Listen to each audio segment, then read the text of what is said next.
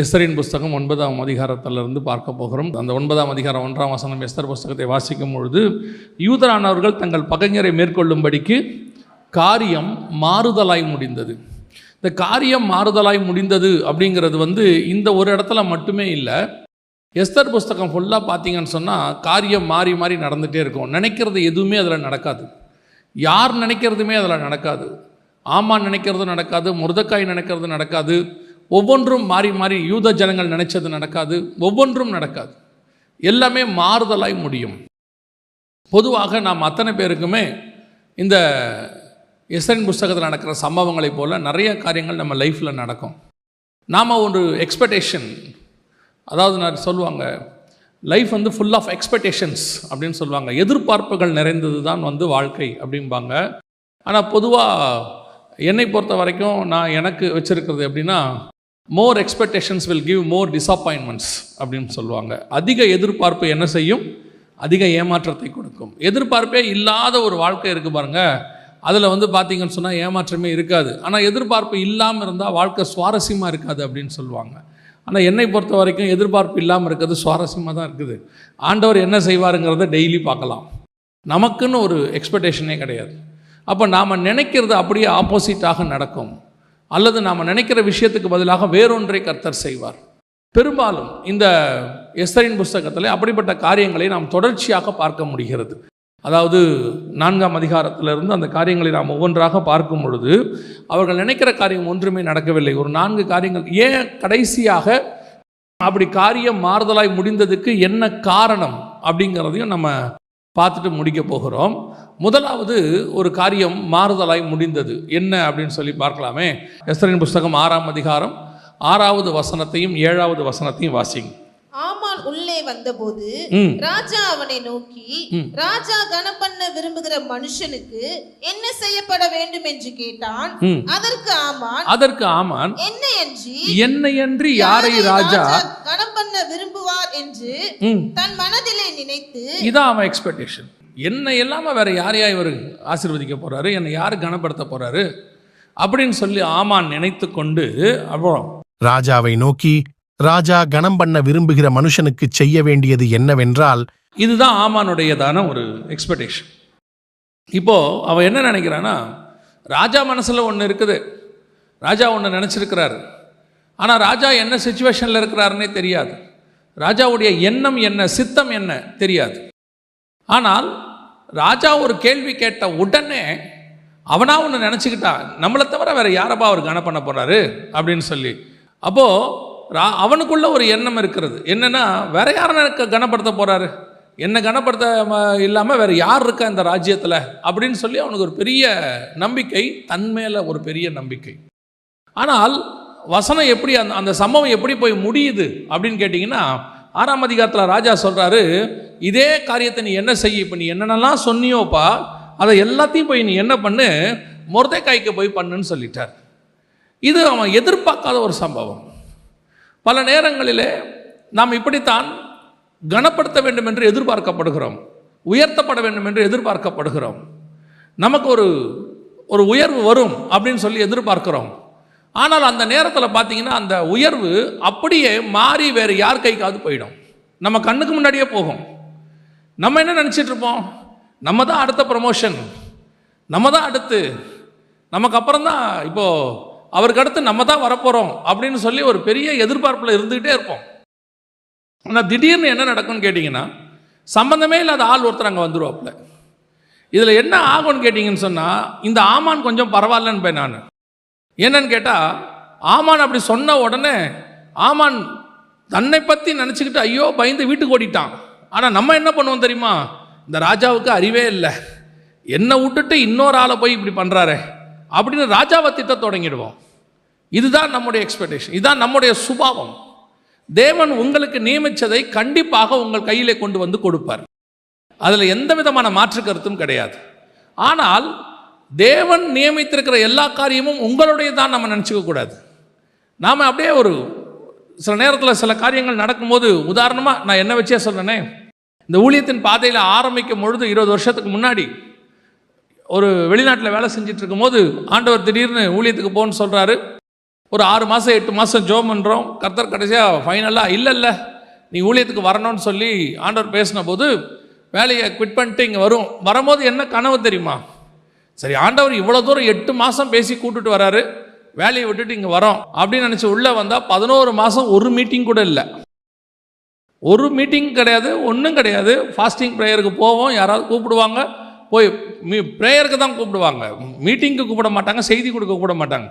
போவோம், அவங்களோட ப்ரேயரில் உட்காருவோம். எல்லாரும் நல்லா சொல்லுவாங்க, நல்லா ஜெபம் பண்ணுறீங்க பிரதர், அடுத்த ஜெபத்துக்கு வந்துருங்கம்பாங்க. ஒருத்தர் கூட மெசேஜுக்கு கூப்பிட மாட்டாங்க. நம்ம வந்ததே எதுக்காக வந்தோம்? ராஜா நம்மளை கனப்படுத்தி மேலே தூக்கிட்டு போகிறார் போல, எங்கேயோ போகிறோம் அப்படின்னு சொல்லி. கடைசியில் எல்லாருக்கும் சந்தேகம் வந்துருச்சு, நீ ஊழியத்துக்கு தான் வந்தியா இல்லை வேறு எதுக்காவது வந்தியான்னு. அந்த சந்தேகம் கடைசியாக எனக்கும் வந்துருச்சு. நம்ம ஊழியத்துக்கு தான் வந்தோமா, கர்த்தர் தான் கூப்பிட்டாரா? நம்மளோட எக்ஸ்பெக்டேஷன் என்ன? இப்படி நம்ம ஒரு எதிர்பார்ப்பு, இப்படி வரும் அப்படி வரும், இது நடக்கும் அப்படின்னு சொல்லி. ஆனால் ஆண்டவர் சொல்கிறார், இல்லை, கனப்படுத்த வேண்டும் என்ற ஒரு காலம் வரும்போது ஏற்ற காலத்தில் உங்களை உயர்த்தும்படிக்கு அவருடைய பலத்த கரத்துக்குள் அடங்கி இருங்கள். ஒரு நாள் வரும், கர்த்தர் உயர்த்துகிற காலம் ஒன்று வரும். அப்போ ஒரு கூட்டத்துக்கு என்ன இருக்குது? நாம் நினைக்கும் போது அது நடந்துடணும், நாம் நினைக்கும் போது அந்த உயர்வு வரணும். நம்மளை கர்த்தர் இப்போது ஆசீர்வதிச்சிருவார். அதாவது ஆண்டவர் உங்களுக்கும் எனக்கும் சிச்சுவேஷனுக்கு ஏற்ற மாதிரி நோட்டு எழுதுறவர் இல்லை, அந்தந்த காலகட்டத்துக்கு எழுதுகிற மாதிரி டைம் டேபிள் எழுதுறவர் இல்லை. அவர் நம் தாயின் கருவிலே உருவாகும் போதே எல்லாத்தையும் எழுதி வச்சுட்டார், மொத்தத்தையும் குறித்து வச்சுட்டார். புதுசாக ஒன்று ஆண்டவர் செய்ய போகிறதே இல்லை. இதில் வேற நம்ம புதுசாக வேற ஆண்டவருக்கு வேறு அட்வைஸ் பண்ணுவோம். ஆண்டவரே, இந்த சிச்சுவேஷன் போயிட்டு இருக்குதே உங்களுக்கு தெரியுமா? நம்மளை ஆண்டவர் கை விட்டுட்டார் அப்படிங்கிறது என்ன காரணம் அப்படின்னா, நாம் இதில் இன்னொரு கொடுமை ஒன்று இருக்குது. நாம் உயர்த்தப்படலைங்கிறது ஒரு வருத்தம். நமக்கு எவன் பிடிக்காதோ அவனை உயர்த்தி இருப்பார். இருக்கிறதுலே அதுதான் நமக்கு ரொம்ப கொடுமை. நான் கூட பரவாயில்லைங்க, என்னை விடுங்க, அவன் என்ன பண்ணான்னு மேலே கூப்பிட்டு வந்தார். இது பெரும்பாலும் சபையில் பார்த்தீங்கன்னா பாஸ்டர் மேலே அந்த கோபம் வரும்.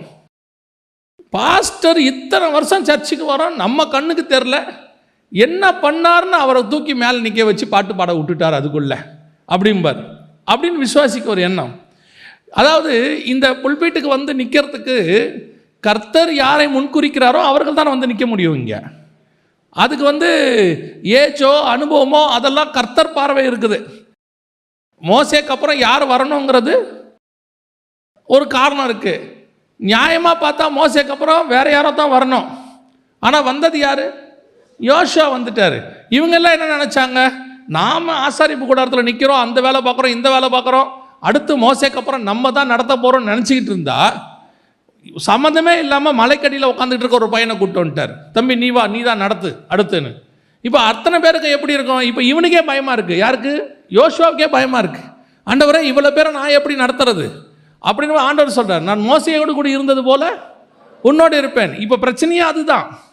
மோசே கூட இருக்கும்போது தான் அவனுங்க இவ்வளோ பிரச்சனை பண்ணானுங்க. மோசே கூட இருக்கும்போது தான் முறுமுறுத்தானுங்க.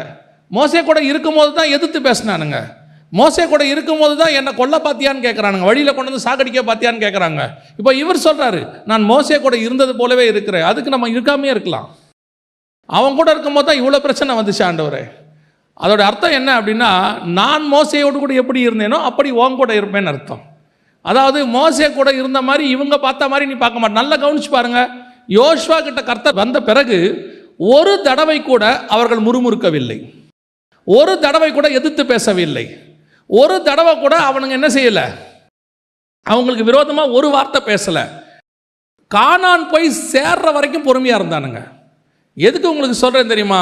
சில நேரத்தில் கர்த்தர் யாரை உயர்த்த வேண்டும் என்று வைத்திருக்கிறார்ன்றது கர்த்தருக்கு நல்லா தெரியும். இவனை கொண்டு வந்து இந்த நேரத்தில் இப்படி உயர்த்தினா அது நல்லதாக முடியும் அப்படின்னு ஆண்டவருக்கு தெரியும்.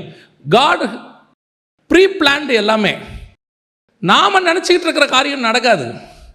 நாம் நினச்சிட்டு இருக்கிற காரியம் நடக்கணும்னு நினைக்கக்கூடாது. நாம் ஆண்டவருக்கு பிளான் கொடுக்க வேண்டியதில்லை. அவர்கிட்ட ஏற்கனவே ப்ளூ பிரிண்ட் இருக்குது. அவர் தான் அடிக்கடி சொல்வார், நான் உனக்கு காண்பித்த மாதிரியின்படியே நீ கட்டுவதற்கு. ஆமாம், நீ உன் இஷ்டத்தை யூஸ் பண்ணாதன்னு அர்த்தம். நீ எதுவுமே இம்ப்ளிமெண்ட் பண்ணிடாத. Already everything is preplanned. இன்னைக்கு இதுதான் இங்கே பிரச்சனை. இதில் இன்னொரு கூட்டம் இருக்குது, அது இதை விட கொடுமையான கூட்டம். ஆமான் கூட்டமே இங்கே இருக்குங்க. அது என்ன தெரியுமா? இது எப்படியாவது அவனை தட்டி விட்டு மேலே வந்துடலான்னு ஒரு நினைப்பில் இருக்கும். எப்படியாவது அவனை தட்டிட்டு என்ன செஞ்சிடலாம். இவன் எப்படிப்பட்ட ஆட்கள் தெரியுமா இவங்க எல்லாரும்? இதில் ஆக்சுவலாக உண்மையாக பார்த்தீங்கன்னா மொர்தெக்காய் ராஜாவை காப்பாற்றி இருக்கிறான். ஆனால் அவன் அதை பற்றி என்ன செய்யலை, ஒரு பெருசாக நினைக்கல. அவன் எங்கேயோ ஒரு வாசலில் போய் ரோட்டில் உட்காந்துருக்கிறான். இது என்ன சொல்கிறது, ராஜா செலக்ட் பண்ணி மேலே வந்தாள்.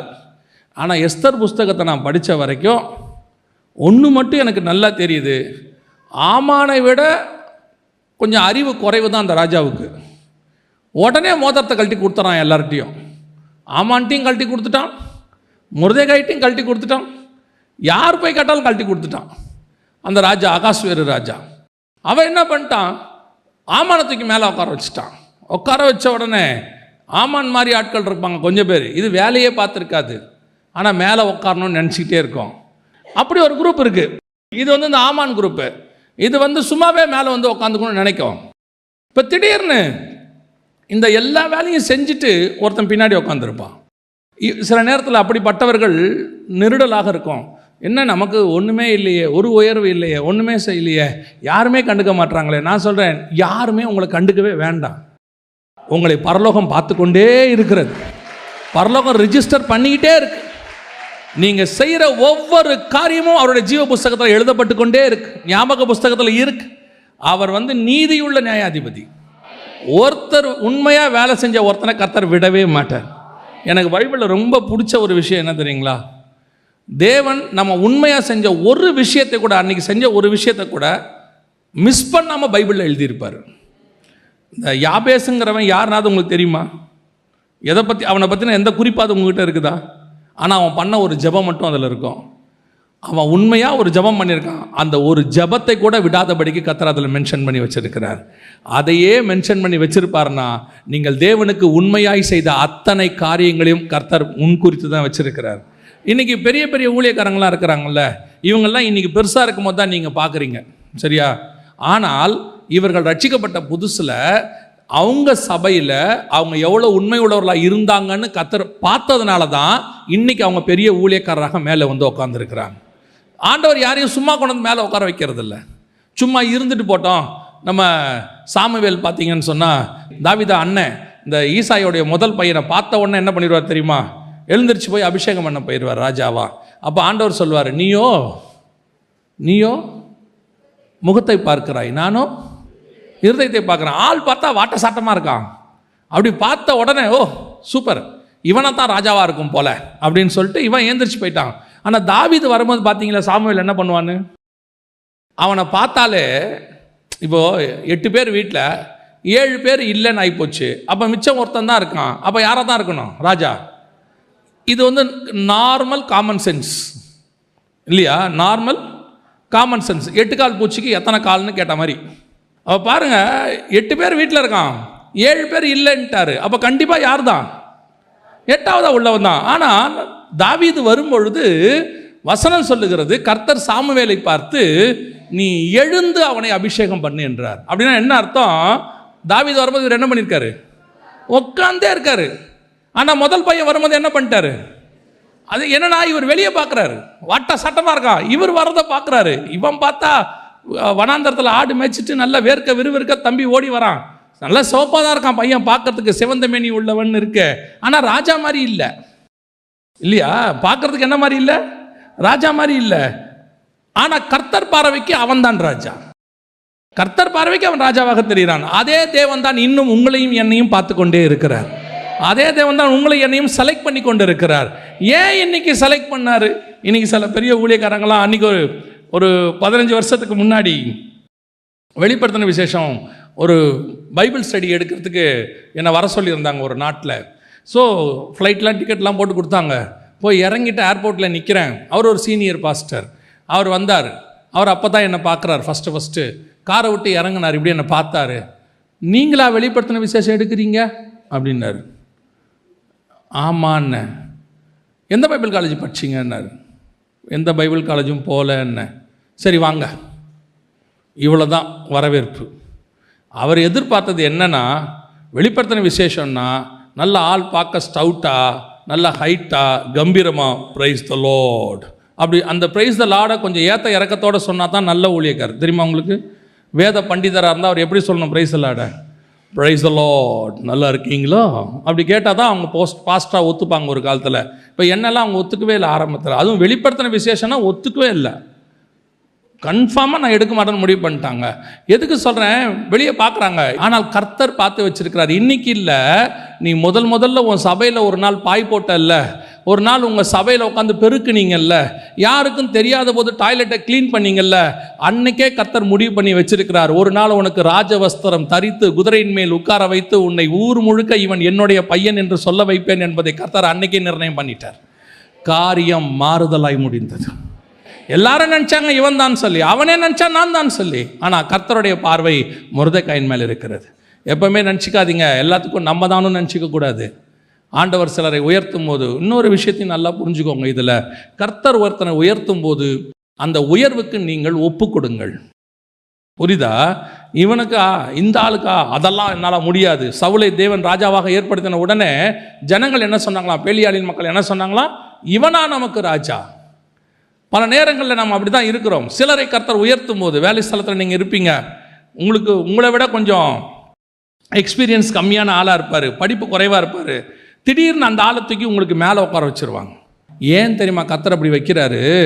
உன்னுக்குள்ளே இருக்கக்கூடிய அந்த பெருமைகள் கொஞ்சம் இருக்குது, அதையெல்லாம் உடைக்க வேண்டும் என்று கர்த்தர் விரும்புகிறார். கர்த்தர் ஒருத்தனை உட்கார வைக்கும் போது மேலான அதிகாரத்திற்கு நீங்கள் கீழ்ப்படிய வேண்டியது அவசியமாக இருக்கிறார். ஒரு தம்பி திடீர்னு அவங்க அப்பா இறந்துட்டார். ஆனால் அவங்க அப்பா அதுக்கு முன்னாடியே அவனை பாஸ்டராக உருவாக்கி எல்லாம் ரெடி பண்ணிட்டார். ஆனால் ஒரு நாள் இறந்துட்டார். இப்போ அந்த தம்பி அப்படியே பாஸ்டான உடனே அதுக்கு முன்னாடி இருந்த ஜென்ரேஷன் ஒன்று உட்காந்துருக்குல்ல உள்ள, அவர்களுக்கு இவனை ஏற்றுக்கொள்வது எப்படி இருக்கும்? கஷ்டமாக இருக்குது. எப்படி இருக்குது? நான் பார்த்து விளையாடின பையன், நான் பார்த்து வந்த பையன், இவனா நமக்கு போதிக்கிறான் அப்படின்னு. என்ன செய்ய முடியும்? ஏலிகிட்ட பேசிக்கிட்டு இருந்த ஆண்டவர் திடீர்னு சாமுவேல்கிட்ட பேச ஆரம்பிச்சிட்டாரு. சாமுவேல்கிட்ட பேச ஆரம்பித்தா ஏலி எவ்வளோ கெட்டவன் தான், ஆனால் அவங்ககிட்ட ஒரு நல்ல குணம் இருந்துச்சு. கர்த்தர் சாமுவேல்கிட்ட பேசுகிறாருன்னு தெரிஞ்ச உடனே கர்த்தர் என்ன சொன்னார்னு கை கட்டி கேட்க ஆரம்பிச்சிட்டான். ஆண்டவர் உனக்கு என்ன சொன்னாரோ அதை எனக்கு சொல்லு. ஆண்டவர் சில நேரங்களில் உங்களுக்கு மேலாக ஒருத்தரை உட்கார வைக்கும் போது நீங்கள் வயதில் பெரியவர்களாக இருந்தாலும் அனுபவத்தில் பெரியவர்களாக இருந்தாலும், இந்த சர்ச்சில் உட்காந்துட்டு ஒரு 30 தடவை 40 தடவை பைபிளை மொத்தமாக படித்து முடிச்சிருப்பாங்க. அவங்களுக்கு மேலேருந்து எது பேசினாலும் அவங்களுக்கு என்ன ஆகாது? சாட்டிஸ்ஃபையே ஆகாது. இதெல்லாம் நான் அந்த காலத்திலேயே கேட்டேன், இதெல்லாம் அவர் அன்னைக்கே பேசிட்டார். இப்படியே பேசிக்கிட்டு ஒரு குரூப் உட்காந்துருக்கோம். இன்னைக்கு ஒரு சபைக்குள்ளே உட்காந்துக்கிட்டு இந்த ஆமான் மாதிரி என்னைத்தான் கனம் பண்ணுவார் ஆகும். ஆண்டவர் சொல்றாரு, நீ இல்லை வேற ஒருத்தன் இருக்கான். அந்த வேற ஒருத்தனை கனம் பண்ணும்போது ஏற்றுக்கொள்ளக்கூடிய மனப்பக்குவம் வரணும். ஃபர்ஸ்ட் அக்செப்ட் பண்ணணும். எல்லாத்துக்கும் எல்லாரையும் கர்த்தர் என்ன செய்யறதில்ல, செலக்ட் பண்ணுறதில்ல. ராஜாவாக இருக்கிறதுக்கு தாவீது தான் கரெக்டு, ஆனால் தளபதியாக இருப்பதுக்கு யோவாப் தான் கரெக்டு. அவனை தான் அங்கே செலக்ட் பண்ண முடியும். யோவாப் நினைக்கக்கூடாது, நான் ஏன் ராஜாவாக இருக்கக்கூடாது, நான் தான் சண்டை போட்டு இந்த தாவீது ராஜாவாக இருக்கிற பல யுத்தத்துக்கு நான் தான் நல்லா பண்ணியிருக்கிறேன், நான் ஏன் ராஜாவாக இருக்கக்கூடாது? நீ இருக்க முடியாது தம்பி, நீ ராஜாவாக இருக்க முடியாது. ஏன்னா அது அபிஷேகம். கர்த்தர் அவனை மேலே உட்கார வச்சிருக்கிறாரு. உனக்கு இன்னொரு அபிஷேகம், அவனுக்கு உதவி செய்கிற அபிஷேகம். பல நேரங்களிலே நான் மொர்தெக்காயாய் இருக்க வேண்டும், ஆமான் மொர்தெக்காயாய் மாறவே முடியாது. காரியம் மாறுதலாய் முடிந்தது. இந்த எக்ஸ்பெக்டேஷன் வச்சுக்காதீங்க. ஆண்டவருக்கு தெரியும் நீங்கள் செய்கிற காரியங்களை கர்த்தர் பார்த்து கொண்டே இருக்கிறார். நீங்கள் ஒரு சின்ன ஒரு வெள்ளி காசு போட்டால் கூட கர்த்தர் அதை பார்த்தாராமா? நீங்கள் செய்கிற ஒரு சின்ன காரியத்தையும் பரலோகம் பார்த்து கொண்டே இருக்கிறது. த டே வில் கம், அந்த நாளிலே கர்த்தர் உங்களை உயர்த்தி மேலே உட்கார வைக்க வல்லமை உள்ளவராய் இருக்கிறார். அல்லேலூயா. 2வது வாசியுங்கள். எஸ்தரின் புஸ்தகம் 7ஆம் அதிகாரம் 10வது வசனத்தை வாசிங்க. அப்படியே ஆமான் மொர்தெக்காய்க்கு ஆயத்தம் பண்ணின தூக்கு மரத்தில் ஆமானை தூக்கி போட்டார்கள். அப்பொழுது ராஜாவின் உக்கிரம் தணிந்தது. 2வது காரியம் எப்படி மாறுதலாய் முடிந்தது? 2வது, இந்த ஆமான் ப்ரீ பிளான்ட். என்ன ப்ரீ பிளான் தெரியுமா? இன்னைக்கு ராஜா நம்மளை கூப்பிட்டுருக்கிறாரு, நம்ம விருந்துக்கு போயிட்டு வரோம், வந்த உடனே மொர்தெக்காயை தூக்குறோம், க்ளோஸ் பண்ணுறோம். இது 2வது ஸ்டெப்பு. ஆனால் எந்த தூக்கு மரம் மொர்தெக்காய்க்கு செய்யப்பட்டதோ அதே தூக்கு மரம் ஆமானுக்கு தூக்கு மரமாய் மாறியது. இதுதான் இன்னைக்கு நடந்துகிட்டு இருக்குது, பல இடங்களில் நடக்குது. பல நேரத்தில் நம்ம யோசிக்கிறோம்ல, இந்த இஸ்ரேல் காசா பிரச்சனையை எடுத்துக்கோங்களேன். இஸ்ரேல் காசா பிரச்சனையை பற்றி மீடியாஸ் என்ன சொல்லுது அதெல்லாம் ஒரு பக்கம் இருக்கட்டும், மீடியா சொல்கிறது ஒரு பக்கம் இருக்கட்டும், மக்களுடைய கருத்து ஒரு பக்கம் இருக்கட்டும். நான் எப்பவுமே சொல்வேன், பைபிள் என்ன சொல்லுதுங்கிறது தான் முக்கியம். ஏன்னா மனுஷ கருத்து மாறும், இது தேவனுடைய திட்டம், இது மாறவே மாறாது. இந்த காசா பிரச்சனை மட்டும் இல்லை, இஸ்ரவேலுக்கு விரோதமாக எழும்பின அத்தனை பேருடைய பிரச்சனை இங்கிருந்து ஆரம்பிக்குது. இங்கே மொர்தெகாய்க்கு மட்டும் இந்த பிரச்சனை ஆரம்பிக்கல, மொர்தெகாயை சேர்த்து யூதர்களுக்கு அத்தனை பேருக்கு இந்த பிரச்சனை ஸ்டார்ட் ஆயிடுச்சு. அங்கே இன்னைக்கு உள்ள மாதிரியே அன்னைக்கும் ஸ்டார்ட் ஆயிடுச்சு. என்ன நடந்துச்சு பார்க்கறதுக்கு எப்படி இருக்குது? மொர்தெகாய் ஆமானுக்கு எந்த விதமான மரியாதையும் கொடுக்கல. அவன் ஆமான் வரும்போது போகும்போது சல்யூட் அடிக்கல. கேட்டால் சொல்கிறான் நான் யூதன். அவன் சொன்னது என்னது? நார்மலாக கேட்டு பாருங்கள், நார்மலாக சொல்லி பாருங்கள். இதை சொன்ன உடனே அத்தனை பேருக்கு என்ன தோணும் தெரியுமா? யூதனுங்களுக்கு திமிரு ஜாஸ்தி. இந்த ஸ்டேட்மெண்ட்டை சொல்லி பாருங்கள். இப்போ இந்த இன்சிடெண்ட்டை சொல்லுங்களேன். ராஜா முத்திரை மோதத்தை ஆமானுக்கு கொடுத்து விட்டார். ஆமானை எல்லாரும் வணங்க வேண்டும் என்று யார் சொன்னது? ராஜா சொல்லி இருக்கிறார். ஆனால் வசனம் என்ன சொல்லுது? மொர்தெகாய் மட்டும் அவனை என்ன செய்யலையாமா? வணங்கவே இல்லையாமா. நீ ஏண்டா வணங்கலன்னு கேட்டா அவன் சொல்ற ஒரே ஒரு வார்த்தை என்னது? நான் யூதன். இப்போ இந்த ஸ்டேட்மெண்ட்டை வச்சுக்கிட்டு இதை மட்டும் பாருங்களேன், எப்படி இருக்கும் தெரியுமா? எவ்வளோ திமிரு இந்த யூதனுக்கு பாருங்க. ராஜா எல்லாரையும் வணங்க வேண்டும் என்று சொல்லுகிறார், இவன் என்ன சொல்றான்? வணங்க முடியாதுன்னு சொல்றான். அப்போனா இந்த யூதனுக்கு எவ்வளோ திமிர் இருக்கும். இப்படி தான் பார்க்கறதுக்கு தெரியும், வெளியே பார்க்கறதுக்கு அப்படி தான் தெரியும். உள்ளே கொஞ்சம் போய் படிச்சு பாருங்க. ஏன் அவன் வணங்கலைங்கிறதுக்கு காரணம் இருக்குது அந்த இடத்துல. ஏன் ஆமானை வணங்கவில்லை, அவன் ஏன் ராஜாவை கனப்படுத்துகிறான், ஏன் ஆமானை வணங்கவில்லைங்கிறதுக்கெல்லாம் உள்ள ரீசன் இருக்குது. அவங்க செய்கிற காரியங்களை எல்லாம் பார்த்துட்டே இருக்கிறான். இந்த ஆமான் யூதர்களுக்கு என்ன செய்கிறான், யூதர்களுக்கு விரோதமாக என்ன பண்ணுறான். அவனுக்கு பேர் துஷ்ட ஆமான். என்ன ஆமான்? துஷ்ட ஆமான். அவன் வணங்க மாட்டேங்கிற முடிவுக்கு வந்துட்டான். இப்போ நீங்கள் உள்ளே போய் படித்து பார்த்தீங்கன்னா தான் தெரியுது, யூதன் செஞ்சதுக்கு என்ன இருக்குது? ஒரு காரணம் இருக்கிறது அப்படின்னு இருக்கு. நீங்கள் இதை ஃபுல்லாக படித்து பாருங்களேன். வெளிப்படையாக நீங்கள் நார்மலாக படிச்சிங்கன்னா எஸ்தரும் மொர்தெகாயும் சேர்ந்து யூதர்களுக்கு விரோதமாக இருந்த எல்லாரையும் க்ளோஸ் பண்ணி போட்டாங்கன்னு இருக்குது. நார்மலாக இருக்கும்போது படித்து பாருங்கள். ஆனால் உள்ளே கொஞ்சம் டீப்பாக போய் படித்து பாருங்கள். அதுக்கு முன்னாடி அத்தனை பேரும் யூதர்களை கொலை பண்ணுவதற்கு டேட்டை ஃபிக்ஸ் பண்ணிட்டாங்க. 13ஆம் தேதி இவங்களை க்ளோஸ் பண்ணுறோன்னு முடிவு பண்ணிட்டாங்க. 12ஆம் மாதம் 13ஆம் தேதி.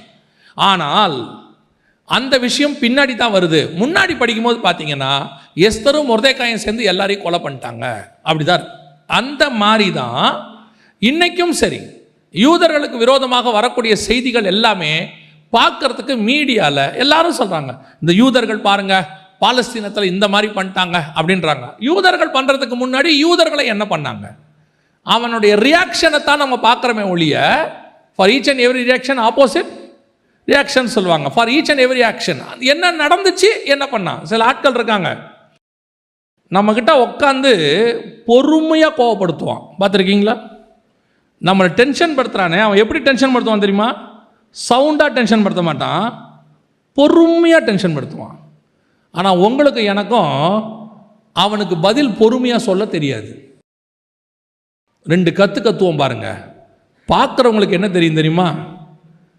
அவன் பொறுமையாக பேசிக்கிட்டு இருக்கான், இவன் என்ன கத்துறான் பாருங்க. சில நேரத்தில் நம்மளை ட்ரிகர் பண்ணுற ஆட்கள் இருக்குது, இப்படி கோவப்படுத்தி விட்டு அது அமைதியாக உட்காந்துருக்கும். அப்புறம் சொல்லுவாங்க, அவர் ரொம்ப கோவக்கார், ரொம்ப திட்டார், அடிக்க கை ஓங்கிட்டார். ஏன் ஓங்கினார்? அதான் பிரச்சனை. இஸ்ரவேலுக்கும் இப்போ அதான் பிரச்சனை. இஸ்ரவேல் அடித்தா எல்லா சேனல்லையும் வந்துடும். இஸ்ரவேலை நீங்கள் போய் அடித்து பாருங்கள், 1-2 சேனலில் ஓரமாக வரும். அவன் 1000 பேரை கொண்டானா பிரச்சனை இல்லை, இவன் திருப்பி 10,000 பேரை கொண்டுருவான், அது பிரச்சனை, இஷ்யூ ஆகிடும். அந்த மாதிரி தான் அன்னைக்கும் நடந்துச்சு. இந்த புக்கு முழுக்க வாசித்து பாருங்க, எஸ்தரின் புஸ்தகத்தில் அப்படி தான் இருக்கு. அப்போ என்ன நடந்துச்சு? இந்த மொர்தெகாய்க்கு அவன் செஞ்சுட்டான் ஒரு தூக்கு. இவனை தூக்குறோம், இவன் இல்லாமல் பண்ணுறோம், காலி பண்ணுறோம் அப்படின்னு சொல்லி. ஆனால் கர்த்தர் எப்படி காரியத்தை மாறுதலாய் முடிய பண்ணினார்? எந்த தூக்கு மரத்தை இவனுக்கு செஞ்சு வச்சானோ அதை விட பெரிய ஆச்சரியம் என்ன தெரியுமா? இந்த தூக்கு மரத்தை மொர்தெகாய்க்கு செய்ய சொல்லி ஒருத்தர் இவனுக்கு ஐடியா கொடுத்தாங்க. யார் கொடுத்தது ஐடியா? ஒய்ஃபு. அவங்க தான் சொன்னாங்க. 14வது வசனம் 5:14 அப்பொழுது அவன் மனைவியாகிய சிரேஷும் அவனுடைய சிநேகிதர் எல்லாரும் அவனை பார்த்து 50 முழ உயரமான ஒரு தூக்குமரம் செய்யப்பட வேண்டும், அதிலே மொர்தெகாயை தூக்கி போடும்படி நாளைய தினம் நீ ராஜாவுக்கு சொல்ல வேண்டும், பின்பு சந்தோஷமாய் ராஜாவுடனே கூட விருந்துக்கு போகலாம் என்றார்கள். இவங்களே தான் அடுத்த அதிகாரத்தில் சொன்னாங்க, நீ தாழ்ந்து போக தொடங்கினீர், நீ அவனை மேற்கொள்ள முடியாது. ஆமானுக்கு வாச்சது எதுவுமே சரியில்லை. மனைவியும் அதே தான், ஃப்ரெண்ட்ஸும் அதே தான். அவன் தான் இந்த ஐடியா கொடுத்தவனே, ஆமானுக்கு இந்த மொர்தெகாய்க்கு இந்த மரத்தை செஞ்சிருன்னு.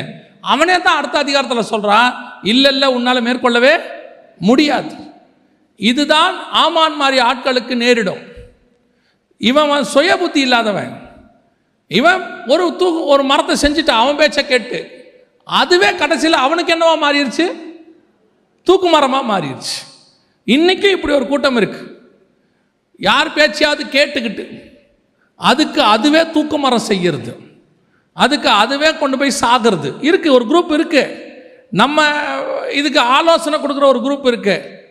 அவங்கள இந்த இடத்த விட்டு தூக்கிடணும், நம்ம அந்த இடத்துக்கு வந்துடணும், இவங்களை இல்லாமல் பண்ணிடணும், காலி பண்ணிடணும், அப்படிலாம் பிளான் பண்ணி பண்ணுவான். இவனுக்கு கொஞ்சம் பேர் என்ன செய்வாங்க? அட்வைஸ் எல்லாம் பண்ணுவாங்க. பிரதர், நீங்கள் இப்படி பண்ணீங்கன்னா, இந்த மாதிரி செஞ்சீங்கன்னா அவரை கரெக்டாக லாக் பண்ணி தூக்கிடலாம் பிரதர்னு. கடைசியில் பார்த்தா எந்த பிளான் பண்ணானோ அந்த பிளானில் அவனே க்ளோஸ் ஆயிடுவான். கடைசியில் அந்த இடத்துல அவனே இருக்க மாட்டான். இதுதான் எப்போவுமே காரியம் மாறுதலாய் முடியும். எப்பவுமே உங்களுக்கு நான் ஒரு விஷயத்தை இந்த செய்தியின் வாயிலாக உங்களுக்கு சொல்கிறேன், கவனிங்க. யாரையுமே நீங்கள் தண்டிக்கணும்னு நினைக்காதீங்க. அவங்க தப்பு செஞ்சிருந்தால் கர்த்தரே அவர்களுக்கு நியாயம் தீர்க்க வல்லமை உள்ளவராய் இருக்கிறார். நம்ம நியாயம் தீர்க்க போனோம்னா சில நேரத்தில் அது தவறுதலாக முடியும். ஒரு ஓமையில் ஆண்டவர் சொல்வார், நீர் நல்ல நிலங்களை விதைத்தீர், களைகளை யாரோ விதைச்சிட்டாங்க, களைகளை நாங்கள் வேணால் பிடுங்கட்டோமான்னு சொல்லி அவங்க என்ன செய்வாங்க? கேட்பாங்க. அப்போ ஆண்டவர் சொல்வார், நீங்கள் களைகளோடு கூட சேர்த்து நல்ல விதைகளையும் பிடுங்கி விடுவீர்கள், அதனால் அதை வளர விட்டுருங்க, நான் பார்த்துக்கிறேன் பார்.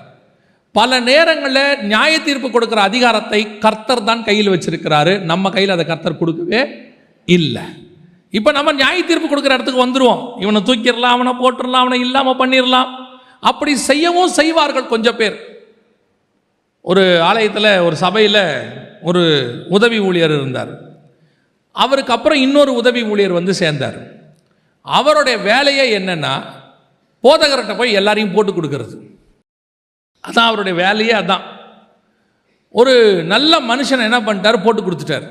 போட்டு கொடுத்து அவரை பற்றி சில விஷயங்கள்லாம் சொன்ன உடனே அந்த ஊழியக்காரரும் அதை நம்பிட்டு அந்த மனுஷனை அனுப்பிட்டார். இப்போ அந்த இடத்துக்கு இவன் வந்துட்டான். இவனுக்கு ஒரே சந்தோஷம். என்ன சந்தோஷம்? அந்த போஸ்டிங்க்கு நம்ம வந்துட்டோம், அவனை தூக்கிட்டோம் அப்படின்னு. 3 வருஷம்தான், கரெக்டாக 3 வருஷம். எவன் இன்னொருத்தனை தூக்கிட்டு அந்த இடத்துக்கு வந்தானோ அவன் மேலே திருட்டு பழியை சுமத்தி அவனை அந்த ஊழியத்தை விட்டு தூக்கிட்டார். தூக்கினதும் அதே போதகர் தான். அப்போது அந்த தூக்கப்பட்ட பிறகு அந்த மனுஷன் என்கிட்ட வந்து பேசும்போது சொன்னார், பாருங்க பாஸ்டர் விசாரிக்காமல் என்னை அனுப்பிச்சி விட்டாருன்னாரு. நான் கேட்டேன், ஏன் அனுப்புனாரு? இல்லை, என் மேலே இந்த மாதிரி ஒரு பழி சொல்லிட்டாரு, அதுக்கு காரணம் தெரியுமான்னாரு. நான் சொன்னேன், எனக்கு காரணம் வேற ஒன்று இருக்குது தெரியும், நீங்கள் சொல்கிற காரணம் இல்லைன்னு. என்னன்னாரு, நீ ஒருத்தனை தூக்கணும்ல 3 வருஷத்துக்கு முன்னாடி, இப்போ உன்னை கர்த்தர் தூக்கிட்டார், அவ்வளோதான். நீ எதை விதைத்தாயோ அதையே அறுப்பாய். யாருக்கும் தீங்கு நினைக்கிற சுபாவத்தை மட்டும் வச்சுக்காதீங்க. ஒருவேளை அவர்கள் தீங்கு நினைத்தவர்களாக இருந்தாலும் ஜஸ்ட் அப்படியே இக்னோர் பண்ணிட்டு போயிட்டே இருங்க. கர்த்தர் நமக்காக வழக்காட வல்லமை உள்ளவராக இருக்கிறார். யாருக்கும் தூக்கு மரத்தை மட்டும் நீங்கள் செஞ்சிடாதீங்க. இவனை அப்படி பண்ணிடலாம், இப்படி பண்ணிடலாம், தூக்கிடலாம், அதை பண்ணிடலாம், இதை பண்ணிடலாம். ஒரு நாளும் அந்த காரியம் வாய்க்காது. அப்படியே அது வாய்த்தாலும் ஒரு நாள் அதே காரியம் உங்களுக்கு விரோதமாக திரும்பும். நம்மக்கிட்ட அந்த வேலையை கர்த்தர் கொடுக்கவே இல்லை. நீங்கள் என்ன செய்யணும் தெரியுமா? அந்த நேரத்தில் வரும்போது அப்படியே பொறுமையாக அப்படியே தேவன் கையில் ஒப்படைச்சிட்டு போயிட்டே இருக்கணும். சில வருஷங்களுக்கு முன்பாக, ஒரு 7 வருஷத்துக்கு முன்னாக, ஒரு சில ஊழியர்கள்லாம் எழும்பி சில காரியங்களை எல்லாம் சொல்லி அவங்க எப்படியாவது என் ஊழியத்தை ஒழிச்சிடணும்னு டிசைட் பண்ணாங்க. அவங்க எல்லாம் சேர்ந்து முடிவு எடுத்தாங்க. அப்போ நான் வந்துட்டு நாகர்கோயிலில் ஊழியத்தில் இருக்கிறேன். அங்கே ஒரு சீனியர் பாஸ்டர் இருக்கிறார். அவருக்கு 73 வயசு. அவர் சர்ச்சில் தான் எனக்கு அப்போ மீட்டிங். ரொம்ப மனசு துக்கமாயிருச்சு. அப்போ அவர்கிட்ட போய் அன்றைக்கி நைட்டு பேசிகிட்டு இருந்தேன். மீட்டிங் முடிச்சுட்டு, பாஸ்டர் இந்த மாதிரிலாம் பண்ணுறாங்க, என்ன பண்ணுறதுனே தெரியல பாஸ்டர் அப்படின்னும் போது அவர் சொன்னார், பாஸ்டர் நீங்கள் பண்ணது அவங்க சொன்னபடி நீங்கள் செஞ்சுருந்தீங்கன்னா, அந்த தப்பு செஞ்சுருந்தீங்கன்னா தேவன்கிட்ட போயிட்டு மன்னிப்பு கேட்டு ஒப்புரவாயிடுங்க. தேவன் மன்னிக்க வல்லமை உள்ளவராக இருக்கிறார்.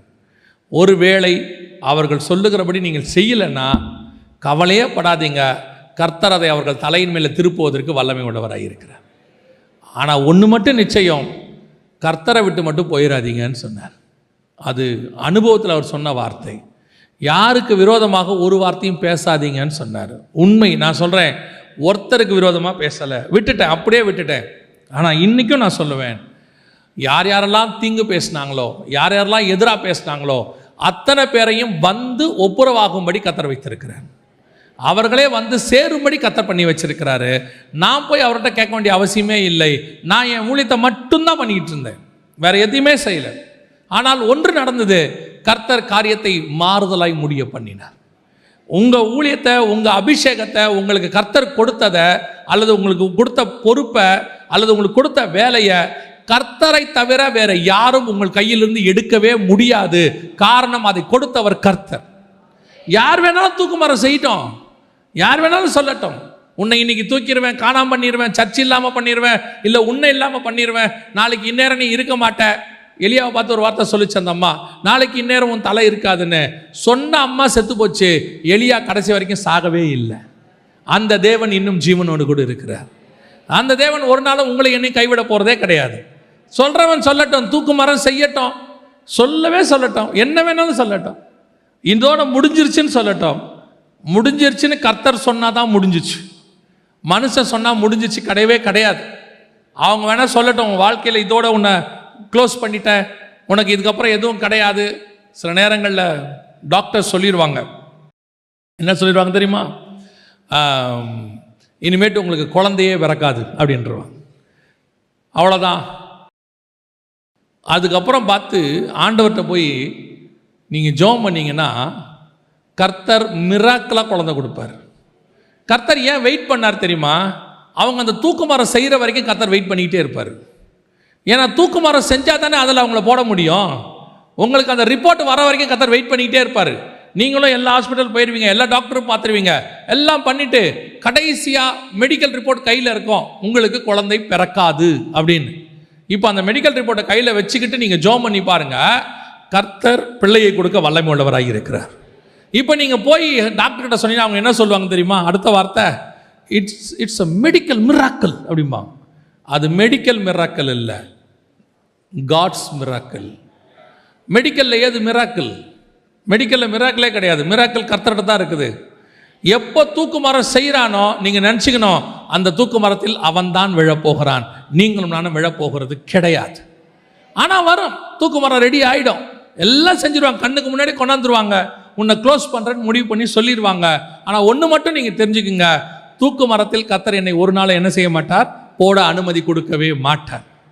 ஒரு நாள் பைபிள் படிச்சுட்டு இருக்கும்போது இந்த வனாந்தரத்தை பற்றி படிக்கும்போது ஆண்டவர் ஒரு காரியத்தை உணர்த்தினார். இந்த வனாந்தரத்தில் யாராவது தேவ மனுஷன் நீதிமான் செத்துருக்கிறானா பாத்தியான்னு கேட்டார். நீங்கள் ஆரம்பத்தில் எடுத்துக்கோங்க, வனாந்தரத்துக்கு போகாத நீதிமான்களே கிடையாது.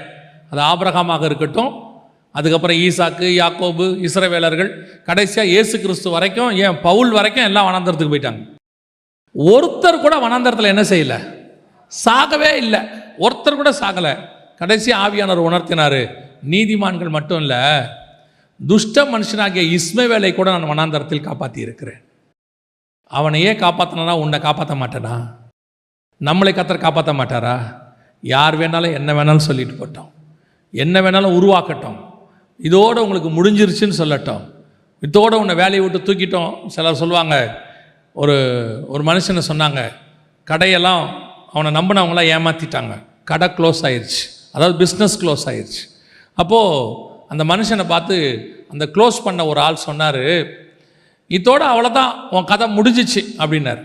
ஆனால் அந்த மனுஷன் வந்து கர்த்தரை அறிஞ்ச மனுஷன். அந்த மனுஷன் சொன்னான், கடை க்ளோஸ் ஆயிடுச்சுன்னு சொல்லுங்கள், நான் ஒத்துக்கிறேன், ஆனால் இதோட எல்லாம் முடிஞ்சிருச்சுன்னு மட்டும் சொல்லவே சொல்லாதீங்க, கடை மட்டும்தான் க்ளோஸ் ஆகிருக்கு, கர்த்தர் என் பட்சத்தில் இருக்கிறாருன்னா. என்ன காரியம் பார்த்தீங்கன்னா, அடுத்த 2 வருஷத்தில் அந்த கடையை க்ளோஸ் பண்ணுறதுக்கு காரணமாக இருந்த மூல ஆள் செத்து போனார். வியாதிப்பட்டு செத்து போனார். அவர் செத்த விதம் ரொம்ப கோரமாக இருந்துச்சு. ஆனால் இந்த மனுஷனையோ கர்த்தர் ஆசீர்வதிச்சு அதை விட பல மடங்கு கர்த்தர் ஆசீர்வதிச்சு உயர்த்தி மேலே கொண்டு உட்கார வச்சுட்டார். அல்லேலூயா. அவங்க என்ன வேணாலும் செய்யட்டும், என்ன தூக்குமாற வேணாலும் பண்ணட்டும். பண்ணி முடிக்கும் போது உங்களுக்கு மட்டும் ஒன்று தெரியணும், இதில் நான் சாக போகிறதே கிடையாது, இதில் அவன்தான் சாக போகிறான். எவன் உங்களுக்கு குழி வெட்டினானோ அந்த குழியில் அவனே விழுவான். எவன் தாவீது சாக வேண்டும் என்று விரட்டினானோ அவனே சாவான். தாவீது சாக மாட்டான், ராஜாவாக மாறுவான். காரியம் எப்படி முடிந்தது? மாறுதலாய் முடிந்தது.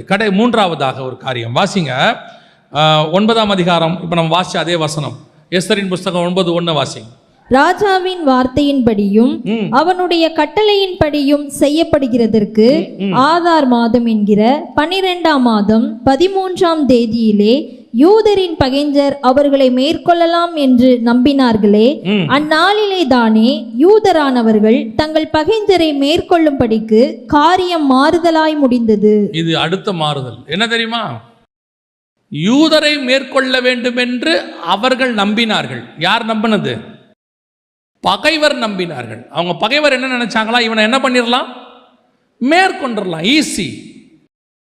இன்னைக்கும் யூதர்களை பார்த்து மேற்கொண்டுடலாம் அப்படின்னு அவங்க பகைவர் நினைக்கிறதுக்கு காரணம் என்னன்னா, ஒரு சின்ன கூட்டம், மைனாரிட்டி, ஒரு சின்ன கூட்டம். இவங்களை ஈஸியாக என்ன பண்ணிடலாம், மேற்கொண்டுடலாம் அப்படின்னு நினைக்கிறாங்க. ஆனால் வசனம் சொல்லுது, அந்நாளில் தானே யூதரானவர்கள் தங்கள் பகைவரை மேற்கொள்ளும்படிக்கு காரியம் மாறுதலாய் முடிந்துச்சு.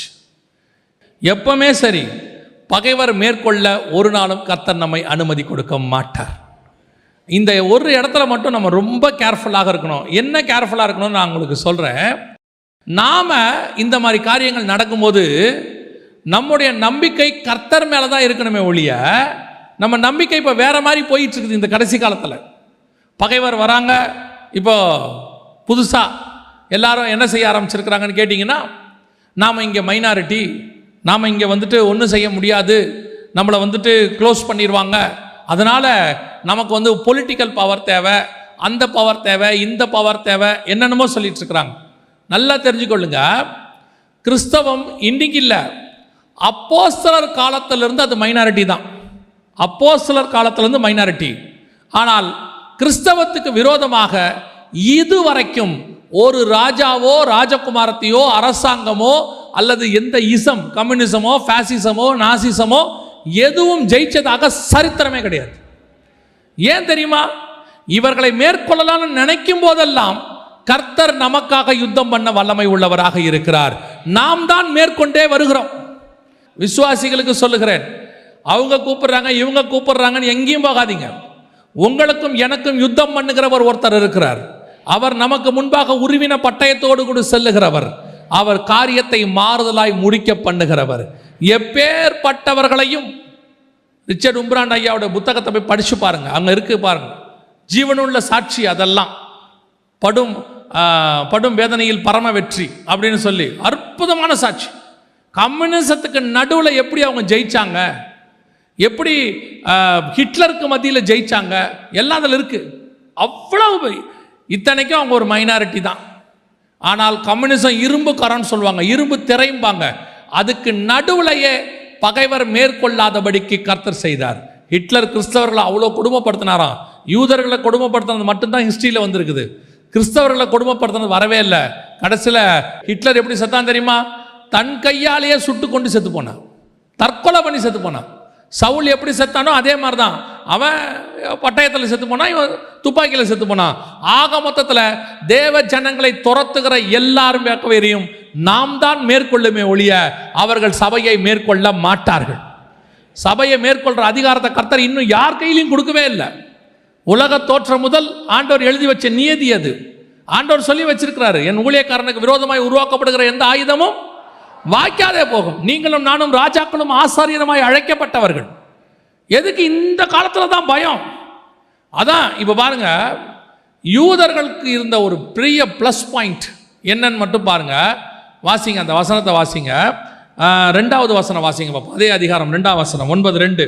யூதர் அகாஸ்வேரு ராஜாவின் சகல நாடுகளிலும் உள்ள பட்டணங்களிலே தங்களுக்கு பொல்லாப்பு வர பண்ண பார்த்தவர்கள் மேல் கை போட கூடிக்கொண்டார்கள். ஒருவரும் அவர்களுக்கு முன்பாக நிற்க கூடாதிருந்தது. அவர்களை பற்றி சகல ஜனங்களுக்கும் பயம் உண்டாயிற்று. இதுதான் முக்கியம்.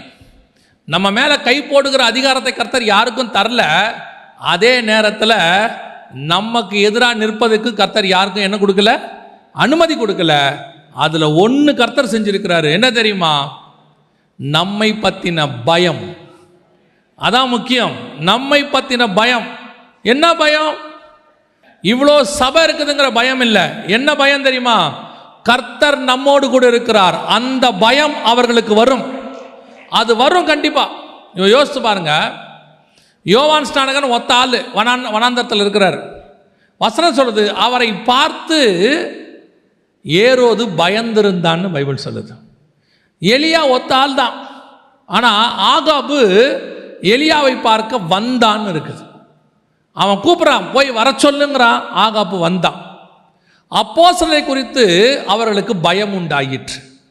இயேசு கிறிஸ்துவின் மேல் கை போட அவர்கள் பயந்தார்கள்.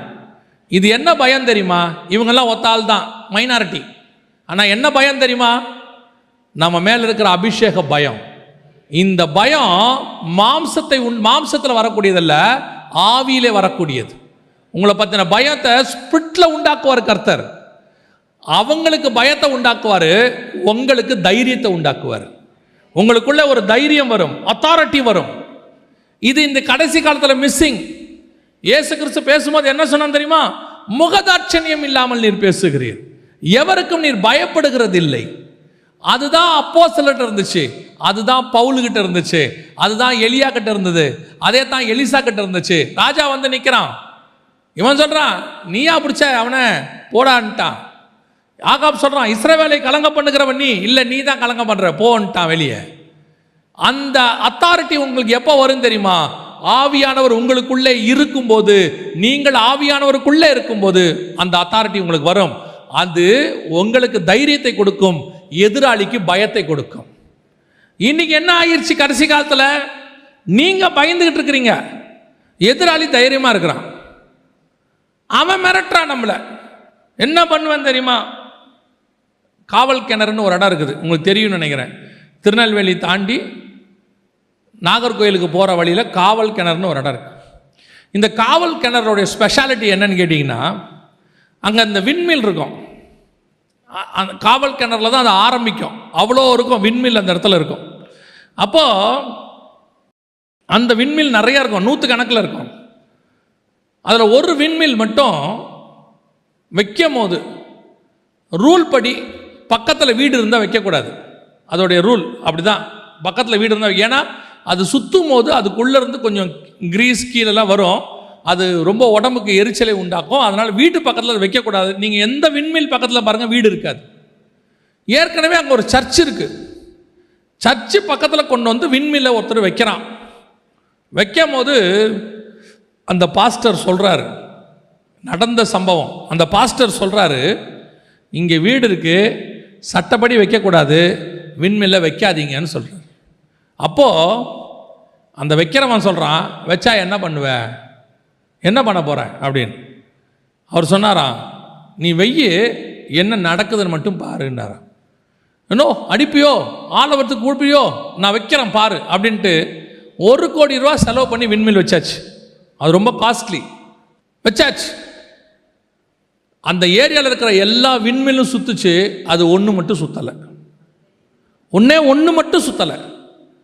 என்னென்னவோ செக் பண்ணி பார்த்தாங்க, என்னென்னவோ பண்ணி பார்த்தாங்க. கடைசியாக என்ன பண்ணாங்க தெரியுமா? அதோட இன்ஜினியரை ஜப்பான்லேருந்து வர வச்சாங்க. அது ஒரு ஃபேமஸ் கம்பெனி, கம்பெனி பேர் வேண்டாம், ஃபேமஸ் கம்பெனி. ஜப்பான்லேருந்து இன்ஜினியர்ஸ் கொண்டு வந்தாங்க. இன்ஜினியர்ஸை சென்னைக்கு வர வச்சு அங்கேருந்து காவல் கிணறு கூப்பிட்டு வந்து, அதுக்கே லட்சக்கணக்கில் செலவு. எல்லாம் வந்து செக் பண்ணி பார்த்துட்டு அந்த ஜப்பான் இன்ஜினியர்ஸ் சொன்னது, ஜப்பனீஸ் சொன்னது, என்ன ரீசன்னு தெரில, மேனுஃபேக்சரிங்லேயே ஏதோ ஃபால்ட் இருக்கு, இதை விட்டுருங்க, இது ஒன்றும் பண்ண முடியாதுன்ட்டு போயிட்டான். கடைசியில் அந்த விண்மில் அங்கேருந்து எடுத்துட்டாங்க. இன்னைய வரைக்கும் அந்த சர்ச்சு பக்கத்தில் விண்மில் இருக்காது. நம்மை குறித்த பயம் அவர்களுக்கு வரும். கர்த்தர் நமக்காக வழக்காடுகிறவர், நமக்காக யுத்தம் செய்கிறவர். தேவன் இன்னும் ஜீவனோடு கூட இருக்கிறார். நீங்க இந்த அறிவியல் வளர்ச்சி, செல்போனு, இன்டர்நெட்டு, வைஃபை எல்லாம் வந்த உடனே ஏதோ நீங்க மாடர்னைஸ் ஆயிட்டீங்க, ஆண்டவர் ரொம்ப ஓல்டு ஆண்டவர் நினச்சிக்காதீங்க. ஆண்டவர் இன்னும் ஃப்ரெஷ்ஷாக தான் இருக்கிறாரு, இன்னும் எங்க தான் இருக்கிறாரு. இன்னைக்கும் அதே வேகத்தோடு தான் யுத்தம் பண்றாரு. நீங்க தெரிஞ்சுக்கணும், முதல்ல உங்களுக்கு அந்த பயம் இருக்கக்கூடாது. இன்னைக்கு இங்க என்ன பிரச்சனை தெரியுமா? இன்னைக்கு நமக்கு அந்த விசுவாசமெல்லாம் போனதுனால பயம் வந்துருச்சு. பைபிள் சொல்லுது, நரகத்துக்கு போறவங்க லிஸ்ட்டில் ஃபர்ஸ்ட் யார் இருக்கா தெரியுமா? பயப்படுகிறவர்கள் தான் ஃபர்ஸ்ட். எதுக்கு பயப்படுறவங்க? தேவனுக்கு பயப்படுறவங்க இல்லை. தேவனுக்கு கண்டிப்பாக பயப்படணும். எதுக்கு பயப்படுறவங்க? இந்த உலகத்துக்கு பயப்படுறவங்க, பிசாசுக்கு பயப்படுறவங்க. இவங்க எதுக்கு எடுத்தாலும் பயம். ஐயோ அவங்க அப்படி இருக்காங்க, இவங்களுக்கு அதிகாரம் இருக்குது. அதிகாரத்தில் யார் வேணாலும் இருக்கட்டும், ஆனால் உங்க கூட என் கூட யார் இருக்கா தெரியுமா? ராஜாக்களை தள்ளி ராஜாக்களை உருவாக்குகிற பூமியின் அதிபதி, ராஜாக்களுக்கெல்லாம் அதிபதினு வசனம் சொல்லுது. அவர் நம்மோடு கூட இருக்கிறார். அந்த தைரியம் வரணும். அந்த தைரியம் உங்களுக்கு வந்தாதான் உங்களை பத்தின பயம் அவங்களுக்கு வரும். உங்களுக்கு தைரியம் வராம அங்க பயம் வராது. இங்க இதான் பிரச்சனை. யூதம் பாருங்க, இத்தனை 22 நாடு, அரபு நாடு, அத்தனை பேரும் எதிராக நிற்கிறான், பயப்படுறான பாருங்க. ஆனால் ஒருத்தனை பற்றின பயம் எல்லாருக்கும் இருக்குது இல்லை? சாதாரணமாக இல்லை, அமெரிக்காவுக்கே அவனை பற்றின பயம் இருக்குது. அவன் என்ன பண்ணுவான்னு தெரியாதுன்னு ஒரு பயப்படுறாங்க.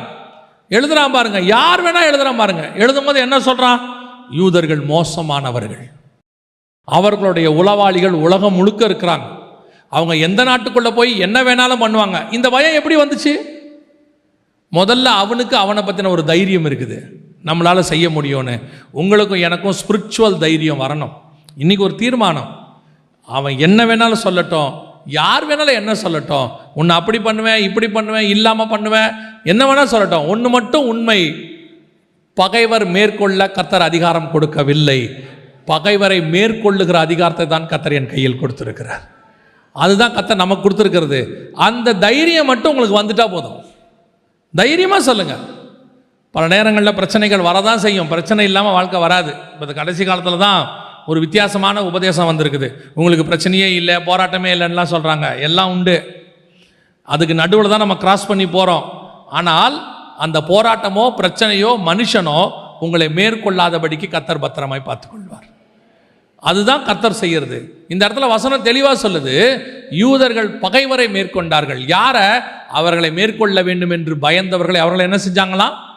மேற்கொண்டார்கள் இருக்கு. சரி, இவ்வளவு காரியமோ மாறுதலாய் முடிந்தது. இதுக்கு என்ன காரணம்? இதுக்கு என்ன காரணம்? எல்லாம் மாற்றி மாற்றி முடிஞ்சிச்சே. இதுக்கு பேசிக்காக 2 காரியம் இருக்கு. அதை மாத்திரம் சொல்லிட்டு நான் ஜெபம் பண்ணி முடிக்க விரும்புகிறேன். நல்லா கவனிங்க, பேசிக்காக 2 காரியம். ஒன்று வாசிங்க, 4ஆம் அதிகாரம் 16வது வசனத்தை வாசிங்க. நீ போய் சூசானில் இருக்கிற யூதரையெல்லாம் கூடி வர செய்து 3 நாள் அல்லும் பகலும் புசியாமலும் குடியாமலும் இருந்து எனக்காக உபவாசம் பண்ணுங்கள், நானும் என் தாதிமாரும் உபவாசம் பண்ணுவோம். இவ்விதமாக சட்டத்தை மீறி ராஜாவினிடத்தில் பிரவேசிப்பேன், நான் செத்தாலும் சாகிறேன் என்று சொல்ல சொன்னாள். இதுதான் பேசிக். அவளுக்கு அதுக்கு முன்னாடியே முந்தின அதிகாரத்தில் நீங்கள் வாசிச்சு பாருங்க, ராஜா அவ தலையில கிரீடத்தை வச்சு அவளை ராஜகுமாரத்தின்னு சொல்லிட்டான். 2:17 வாசிங்க. ஸ்திரீகளை பார்க்கிலும் எஸ்தர் மேல் அன்பு வைத்தான், சகல கன்னிகைகளை பார்க்கிலும் அவளுக்கு அவன் சமூகத்தில் அதிக தயையும் பட்சமும் கிடைத்தது. ஆகையால் அவன் ராஜ கிரீடத்தை அவள் சிரசின் மேல் வைத்து அவளை வஸ்தியின் ஸ்தானத்திலே பட்டத்து ஸ்ரீயாக்கினான். பட்டத்து ஸ்ரீயாயாச்சு, போஸ்டிங் கொடுத்தாச்சு, பவர் வந்துருச்சு. 127 நாட்டுக்கு அவ ராஜகுமாரத்தி. இப்போ ராஜாவோட எல்லாம் ஓகே தான். ஆனா இவ்வளவு அதிகாரத்தை அவள் நம்புவதற்கு முன்பாக ஒன்று செய்கிறா. பிரச்சனை வந்த உடனே மொர்தெகாயை பார்த்து சொல்றா, நானும் தாதிமாரும் உபவாசம் இருப்போம், 3 நாள் புசியாமலும் குடியாமலும் உபவாசம் இருப்போம், நீங்களும் இருங்கள். இதுதான் ரொம்ப இம்பார்ட்டன்ட். இன்னைக்கு ராஜகுமாரத்தி ஆகிற வரைக்கும் நம்ம உபவாசம் இருப்போம். அதாவது நமக்கு எதிர்பார்க்குற காரியம் நடக்கிற வரைக்கும் நம்ம என்ன பண்ணுவோம்? ஃபாஸ்டிங். எல்லாம் ஓகே தான். அதுவும் பார்த்தீங்கன்னு சொன்னால் ஒரு குழந்தை இல்லை அப்படின்னு சொல்லியாச்சுன்னா சர்ச்சில் நடக்கிற எல்லா ஃபாஸ்டிங் ப்ரேயர்லையும் அவங்க இருப்பாங்க. அழுது ஜெபம் பண்ணுவாங்க. குழந்தை பிறந்த பிறகு 2 வருஷத்துக்கு ஆளே இருக்காது. பாஸ்டர் என்னைக்காவது பார்த்து கேட்பார், எங்கே உங்களை சர்ச்சு பக்கமே காணோம். அவங்க சொல்லுவாங்க அடுத்த வார்த்தை, இந்த குழந்தைய வச்சுக்கிட்டு எங்கே பாஸ்டர் வர முடியுது, இதோடைய நேரம் சரியாக இருக்குது, வேலை கிடைக்கலம்பாங்க. உபவாசம் போட்டு ஜெபம் பண்ணி அழுவாங்க. ஒவ்வொரு உபவாச கூட்டத்திலையும் ஜெப குறிப்பு எழுதி கொடுப்பாங்க, எனக்கு வேலை கிடைக்கவில்லை, தயவு செய்து ஜெபிக்கவும். இங்கேயும் ஊக்கமாக ஜெபம் பண்ணுவாங்க, வேலை கிடைச்சிடும். அதுக்கப்புறம் பாருங்கள், சர்ச்சு பக்கமே ஆள் வராது, சண்டேவே வராது. பாஸ்டர் கேட்பார், எங்கே நீங்கள் சண்டே கூட ஆளை காணுமே. பாஸ்டர் சண்டே கூட வேலை வச்சுட்டாங்க, பிஸியாக இருக்கு. இப்போ நம்மை பொறுத்த வரைக்கும் நாம் நினைக்கிற காரியம் நடக்கிற வரைக்கும் என்ன பண்ணுவோம், ஃபாஸ்ட் பண்ணுவோம், ஜெபம் பண்ணுவோம், எல்லாம் பண்ணுவோம். அது வந்த பிறகு நாம் அதற்கு அதிகாரியாக மாறிட்டோம். இப்போ நமக்கு அந்த ஃபாஸ்டிங்லாம் தேவையில்லை, ப்ரேயர் தேவையில்லை. இன்னும் சொல்ல போனால் ஆரம்பத்தில் சர்ச்சுக்கு வரும்போது இருக்கக்கூடியதான ஸ்பிரிச்சுவல் டெடிகேஷன் இப்போ இருக்கா அவங்களுக்கு? இப்போ இருக்கா?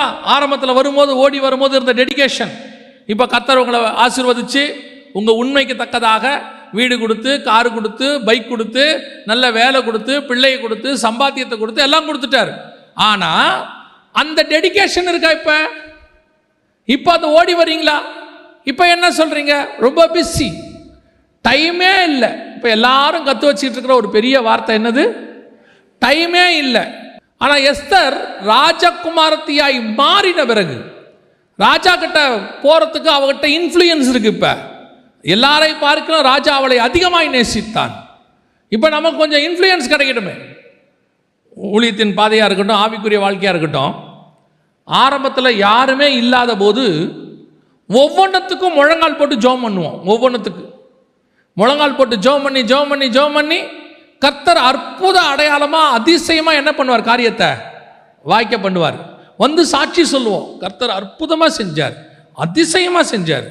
கொஞ்சம் எல்லாம் வளர்ந்த உடனே அதே மாதிரி ஒரு பிரச்சனை ஒன்று வரும், ஒரு 5 வருஷம் கழிச்சு. இப்போ நம்ம எப்படி இருப்போம் தெரியுமா? எனக்கு இந்த ஏரியா கவுன்சிலர் தெரியும், எனக்கு அந்த எஸ்ஐ ரொம்ப தெரிஞ்சவர் தான், வேண்டப்பட்டவர் தான். அவர் நமக்கு கொஞ்சம் நல்ல, அவரை பிடிச்சா காரியம் நடக்கும். ஏன் 5 வருஷத்துக்கு முன்னாடி அவரை பிடிக்கல? ஏன் 5 வருஷத்துக்கு முன்னாடி அவரை தேடலை? அன்னைக்கு அவரை தெரியாது. அன்னைக்கு இயேசுநாதரை மட்டும்தான் தெரியும். இன்னைக்கு இயேசுநாதரும் தெரியும், கூட இவரையும் தெரியும். உடனே ஒரு வசனத்தை எல்லாம் எடுத்துக்கிறது. என்ன வசனம் தெரியுமா? மனுஷர் தயவு தேவையில்லையா? மனுஷர் தயவு கண்டிப்பாக தேவை. ஆண்டவர் மனுஷனை கொண்டு தான் உதவி செய்வார். உங்களுக்கு ஒரு காசு தேவைன்னா கர்த்தர் என்ன பண்ண போகிறாரு? யாரையோ ஒருத்தர் அனுப்பி தான் தரப்போகிறாரு. யாரோ வச்சிருக்கிற ஒருத்தனை அனுப்ப தான் போகிறாரு. கண்டிப்பாக மனுஷர் தயவு தேவை. ஆனால் நீங்கள் தேடி போக வேண்டியதில்லை, அந்த ஆளை கர்த்தரே அனுப்ப வல்லமை உள்ளவராக இருக்கிறார். இன்னைக்கு நம்மகிட்ட அந்த ஃபாஸ்டிங் மிஸ்ஸிங், ஜெபம் மிஸ்ஸிங். அவ சொல்றா, நான் ராஜகுமார்த்தி தான், ராஜா என்னை ரொம்ப நேசிக்கிறான், என் தலையில கிரீடெல்லாம் வச்சுட்டான், வஸ்தியை விட என்ன தான் நேசிக்கிறான், எல்லாம் உண்மை. அதற்காக நான் நேராக ராஜா கிட்ட போக மாட்டேன். முதல்ல என்னை நான் ஸ்பிரிச்சுவலி ஸ்ட்ராங் பண்ணுறேன். முதல்ல நான் ஃபாஸ்டிங் இருக்கிறேன், 3 நாள் புசியாமலும் குடியாமலும் இருக்கிறேன், இருந்துட்டு நான் போகிறேன். பொதுவாக பெண்கள் எப்படி போவாங்க? நல்ல, அதுவும் ஒரு ராஜாவை பார்க்க போகிறதுனா எப்படி போகிறது? யோசித்து பாருங்க. பயங்கர அலங்காரம் இல்லை. இந்த அம்மா 3 நாள் சாப்பிடல, 3 நாள் தண்ணி குடிக்கல. இந்த அம்மா எப்படி இருக்கும்? 5ஆம் அதிகாரம் 1ஆம் வசனம் வாசிங்க. 3ஆம் நாளிலே எஸ்தர் ராஜவஸ்திரம் தரித்துக்கொண்டு ராஜ அரண்மனையின் உள்முற்றத்தில் ராஜா கொலுவிருக்கும் ஸ்தானத்துக்கு எதிராக வந்து நின்றாள். 3ஆம் நாளிலே அப்படின்னா அந்த அம்மா ஃபாஸ்டிங் முடிச்ச உடனே போயிருக்கு. 3ஆம் நாளிலே, இன்னும் ஃபாஸ்டிங் முடியல, ஃபாஸ்டிங்கோட போயிருக்கு. அப்படின்னா அந்த அம்மா எப்படி இருந்திருக்கும்? 3 நாள் வெறும் சாப்பாட்டில் மட்டும் இல்லை, அந்த அம்மா 3 நாள் புசிக்கவும் இல்லையா, குடிக்கவும் இல்லையா, வந்து நிற்கிது ராஜாவுக்கு முன்னாடி. எப்படி இருந்திருக்கும் பாருங்க. நான் எப்பவும் சொல்லுவேன், ஃபாஸ்டிங் அப்படின்னா கதவை சாத்திக்கிட்டு வீட்டுக்குள்ளே போயிடுங்க. அதுக்கப்புறம் வெளியே வரவே, முடிக்கிற வரைக்கும், ஃபாஸ்டிங் முடிக்கிற வரைக்கும் என்ன செய்யாதீங்க, வெளியே வராதீங்க. வெளியே வர வேண்டிய வேலை இருக்குதா? ஃபாஸ்டிங் இருக்காதீங்க. எஸ்தர் 3 நாளும் புசியாமலும் குடியாமலும் ராஜா முன்னாடி போய் நிற்கிறா. இப்போ என்ன யோசிச்சிருக்கணும்? இப்போ ஒரு முக்கியமான விஷயத்தை கேட்க போகிறோம். இப்போ ராஜா கிட்ட போய் நிற்க போகிறோம். ராஜாவுக்கு முதல்ல நம்மளை என்ன செய்யணும்? பிடிக்கணும். அப்போ நம்ம இருக்கிற அளவுக்கு முடிஞ்ச வரைக்கும் என்ன செய்யணும்? நம்மளை நல்ல ராஜாவுக்கு பிடிக்கிற மாதிரி போகணும். அவள் அதெல்லாம் கவலையப்படவே இல்லை. நான் ராஜவஸ்திரம் தரிச்சிட்டேன். என் முகம் எவ்வளவு வாட்டமாக இருந்தாலும் சரி, எவ்வளவு துக்கமாக இருந்தாலும் சரி, எவ்வளவு டயர்டாக இருந்தாலும் சரி, நான் ஒன்று முடிவெடுத்திருக்கிறேன். ராஜா என் கண்களில் தயவு கிடைக்க வேண்டுமானால் முதலில் பரலோகத்தில் இருக்கிற ராஜாவின் கண்களிலே எனக்கு தயவு கிடைக்க வேண்டும். இந்த ராஜாவை ஏற்ற மாதிரி திருப்புற அதிகாரம் அந்த ராஜா கையில் இருக்குது. இவ்வளவு காரியமும் மாறுதலாய் முடிஞ்சதுக்கு முதல் ரீசன் என்ன தெரியுமா? அவளுடைய டெடிகேஷன், ப்ரேயர், ஃபாஸ்டிங். இன்னைக்கு இருக்குதா? உண்மையிலேயே ஜபங்கிறது என்னன்னு கேட்டிங்கன்னா, யாருக்கும் தெரியாமல் பண்ணுறதுக்கு பேர் தான் என்னது? ஜபம். சரி, நம்ம கூடி ஜபிக்கிறோம். கூடுறவங்கக்கிட்ட சொன்னால் கூட பரவாயில்ல. இன்றைக்கி வந்துருச்சு மீடியா. ஒரு பக்கம் ஃபேஸ்புக்கு, ஒரு பக்கம் வாட்ஸ்அப்பு. இவங்க ஃபாஸ்டிங் இருக்கிறாங்கிறத ஊருக்கே சொல்கிறது. கவனிச்சு கொள்ளுங்க. உங்களுடைய டெடிகேஷன் தான் ரொம்ப இம்பார்ட்டண்ட். காரியத்தை மாறுதலாய் கர்த்தர் முடிய பண்ணுவார். அவர் சொன்னது எல்லாம் செய்ய போகிறார். அதில் எந்த மாற்று கருத்தும் இல்லை. அதுக்கு முதல்ல கர்த்தர் எதிர்பார்க்கறது உங்ககிட்ட டெடிகேஷன். உங்களுக்கும் தேவனுக்கும் இருக்கிற உறவு. நீங்களே ஜெபம் பண்ணுறதில்ல, நீங்களே பைபிள் வாசிக்கிறதில்ல. ஆனால் இங்கே உட்காந்து கூட்டத்தோட உட்காந்து ஆண்டவர் ஜெப குறிப்புக்கு பதில் தருவார். தரமாட்டார். நீங்கள் ப்ரிப்பேர் ஆகாமல் கண்டிப்பாக என்ன செய்ய மாட்டார். 2ஆம் அதிகாரத்தில் அப்போஸ்தலர் நடவடிக்கையில் பரிசுத்த ஆவியானவர் ஊற்றப்பட்டார். முதல் நாள் ஊத்தலை. 1ஆம் அதிகாரத்தில் அவர்கள் ஏற்கனவே கூடி வந்து ஜெபிச்சு ஒருமனப்பட்டு காத்திருந்தார்கள். தே ப்ரிப்பேர் ஆன பிறகுதான் கர்த்தர் நிரப்பினார். ப்ரிப்பேர் ஆகாமல் நடத்த மாட்டார். கேட்ட காரியம் நடக்காது. இன்னைக்கு நீங்கள் பண்ணுற நிறைய ஜப குறிப்பு ஏன் கிடைக்கல? நீங்கள் நினைக்கிறீங்கல்ல, நானும் எவ்வளோ நாளாக ஜெபம் பண்ணுறேன், ஆண்டவர் எனக்கு கொடுக்க மாட்டேங்கிறார். ஏன் கொடுக்க மாட்டேங்கிறாரு? நீங்கள் உங்ககிட்ட அந்த ஆயத்தம் இல்லை. முந்தி மாதிரி ஒரு டெடிகேஷன் இல்லை. நான் ஒரு சிலருக்கு தான் சொல்கிறேன். ஒரு சிலர் உண்மையிலேயே டெடிகேஷன், உண்மையிலேயே காத்திருக்கிறார்கள். தேவ சமூகத்தில் உட்கார்ந்துருக்கிறாங்க, உபவாசத்தோடு காத்திருக்கிறாங்க. அவர்கள் ஜெபங்களுக்கு கர்த்தர் பதில் தர வல்லமை உள்ளவராக இருக்கிறார். முதல்ல எஸ்தர்கிட்ட இருந்தான ஃபர்ஸ்ட், நான் ராஜாவுக்கு பிடிச்சமானவ தான், ஆனாலும் சரி நான் தேவனிடத்தில் போய் முதலில் காத்திருக்கிறேன். கர்த்தர் காத்திருக்கிறவனைத்தான் கர்த்தர் உயர்த்த வல்லமை உள்ளவராக இருக்கிறார். நீங்கள் நினைக்கிற காரியம் மாறுதலாய் முடிய வேண்டும், கர்த்தர் உங்களுக்கு நன்மையான ஈவுகளை கட்டளையிட வேண்டும்னா வெறும் நீங்கள் கிரியை செய்தால் போதாது. தேவ சமூகத்தில் காத்திருக்கிற தன்மை ரொம்ப இம்பார்ட்டன்ட். இன்னைக்கு காத்திருக்குதல் இல்லை, விசுவாசிக்கும் இல்லை. தேவன் நீங்கள் நினைக்கிற காரியத்தை செய்ய வல்லமை உள்ளவராய் இருக்கிறார். அல்லேலூயா. 2வது எஸ்தர் செய்த காரியம் என்ன? 8ஆம் அதிகாரம் 3வது வசனத்தை வாசிங்க. 8:3 வாசிங்க. பின்னும் எஸ்தர் ராஜசமூகத்தில் பேசி அவன் பாதங்களில் விழுந்து அழுது ஆகாகியனான ஆமானின் தீவினையையும் அவன் யூதருக்கு விரோதஞ்செய்ய யோசித்த யோசனையையும் பரிகரிக்க அவனிடத்தில் விண்ணப்பம் பண்ணினாள். 2வது கண்ணீரோடு கூடிய விண்ணப்பம். எஸ்தர் கேட்டா ராஜா என்ன சொல்லிட்டான் தெரியுமா? ராஜா ஒரு வார்த்தை சொல்றான், உன் விண்ணப்பம் என்ன? நீ தேசத்தில் பாதியை கேட்டாலும் நான் உனக்கு தரேன்ட்டான். ஒரு தடவைக்கு 3 தடவை சொல்லிட்டான். உனக்கு என்ன வேணும்? நான் தரேன்ட்டான். அடுத்து ஆமானை பற்றி சொன்ன உடனே அதையும் சரின்ட்டான். அவன் வேற ஒன்றுமே சொல்லலை, சரி அப்படின்ட்டான். ஆனாலும் தன் ஜனங்களுடைய விடுதலைக்கு எஸ்தர் செய்த இன்னொரு மிக முக்கியமான விஷயம், அவன் பாதங்களில் விழுந்து அழுது கெஞ்சி விண்ணப்பம் பண்ணினான். கர்த்தரை அசைக்கிற 2வது மிக முக்கியமான காரியம் என்ன தெரியுமா? உங்களுடைய கண்ணீர். ஆனால் அது உண்மையான கண்ணீராக இருக்கணும். யோசித்து பாருங்க, லாசரு மரித்து விட்டான். கர்த்தர் உயிரோடு கூடி எழுப்ப வந்துட்டார். மார்த்தாள் வந்து பேசுகிறாங்க. மார்த்தாள் பேசும்போது, நீர் இருந்திருப்பீரானால் என் சகோதரன். இப்போ இயேசு உடனே அவளுக்கு ஒரு வசனம் சொல்கிறார், உன் சகோதரன் உயிரோடு கூட எழுந்திருப்பான். உடனே அந்த அம்மா, கடைசி நாட்களில் அவன் நித்திய ஜீவனை சுதந்திரிப்பான். கான்வர்சேஷன் போயிட்டுருக்கு 2 பேருக்கு நடுவில். மரியாள் வராங்க. அடுத்து செகண்ட் மரியாள் வராங்க. அடுத்த வசனம் இதே சேம் டைலாக் தான், வேற டைலாக்கே இல்லை. மரியாளும் அதே டைலாக் தான், நீர் இருந்திருப்பீரானால் என் சகோதரன் மரித்திருக்க மாட்டான். ஆனால் இப்போ இயேசுவோட ரிப்ளை வேற. இப்போ இயேசு என்ன பண்ணுறாரு தெரியுமா? அவனை எங்கே வைத்தீர்கள்? ஏன் இவ கேட்ட உடனே எங்கே வைத்தீர்கள்? அவ கேட்கும் போது என்ன கான்வர்சேஷன்? அவ சொன்னதுக்கும் இவ சொன்னதுக்கும் ஒன்று தான் வித்தியாசம். அவ பேசினா, இவ அழுதா. வசனம் சொல்லும், மரியாள் அழுகிறதையும் அவள் கூட வந்தவர்கள் அழுகிறதையும் இயேசு கண்டு மனதுருகி அவனை எங்கே வைத்தீர்கள் என்றார். இயேசுடைய இருதயத்தை உடைக்கிற ரெண்டாவது விஷயம், விண்ணப்பத்தோடு கூட உன் கண்ணீரும் ரொம்ப முக்கியம். ஆனால் அந்த கண்ணீர் உண்மை உள்ளதாக இருக்கணும். இடத்துக்கு ஏற்ற மாதிரி வரக்கூடாது, உண்மை உள்ளதாக இருக்கணும். ஒரே சம்பவம், மார்த்தாளால் முடியாததை மரியாளால் செய்ய முடிஞ்சிச்சு. எது முடிஞ்சிச்சு? என்ன பெரிய விஷயம் என்ன தெரியுமா? இயேசு 2 இடத்துல தான் பைபிளில் கண்ணீர் விடுவார். ஒன்று இந்த இடத்துல, இன்னொன்று எருசலேமை பார்த்து. இயேசுவையே அழ வைக்கிற அளவுக்கு அந்த ஜெப குறிப்பு இருந்துச்சு, அந்த கண்ணீர் இருந்துச்சு. இன்றைக்கி நாம் கண்ணீர் இருக்குதா? ஆண்டவர் ஏற்றுக்கொண்ட புதுசில் காலேஜ் ஃபஸ்ட் இயரில் ஆண்டவரை ஏற்றுக்கிட்டேன். காலேஜ் போகும்போது வாலிப பிராயன்றதுனால இந்த பசங்க அரட்டடிப்பாங்க பஸ்ஸில், அவங்களோட கொஞ்சம் மிக்ஸ் ஆயிடுவோம். வாதை வந்துடும் திருப்பி மனசுக்குள்ளே. ஆவியானவர் உணர்த்துவார், நீ பண்ணுறது தப்புன்னு. திருப்பி வீட்டுக்கு வந்த உடனே ப்ரேயர் ரூம் ஒன்று வச்சுருந்தோம்.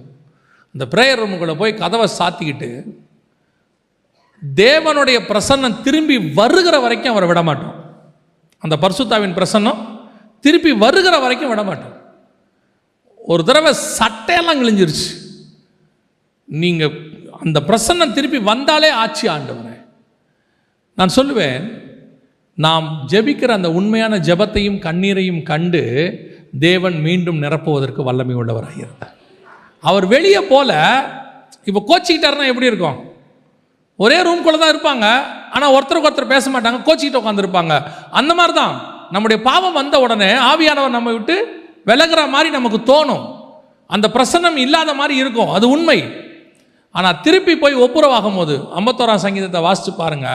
நீங்கள் அப்புறமா போய் தாவீது அவ்வளோ பெரிய பாவம் செஞ்ச உடனே நாத்தான் தீர்க்கதரிசி போய் அவனை உணர்த்துன உடனே வசனம் சொல்லுது, அவன் பாதத்தில் விழுந்தான் தான் இருக்கு அங்கே.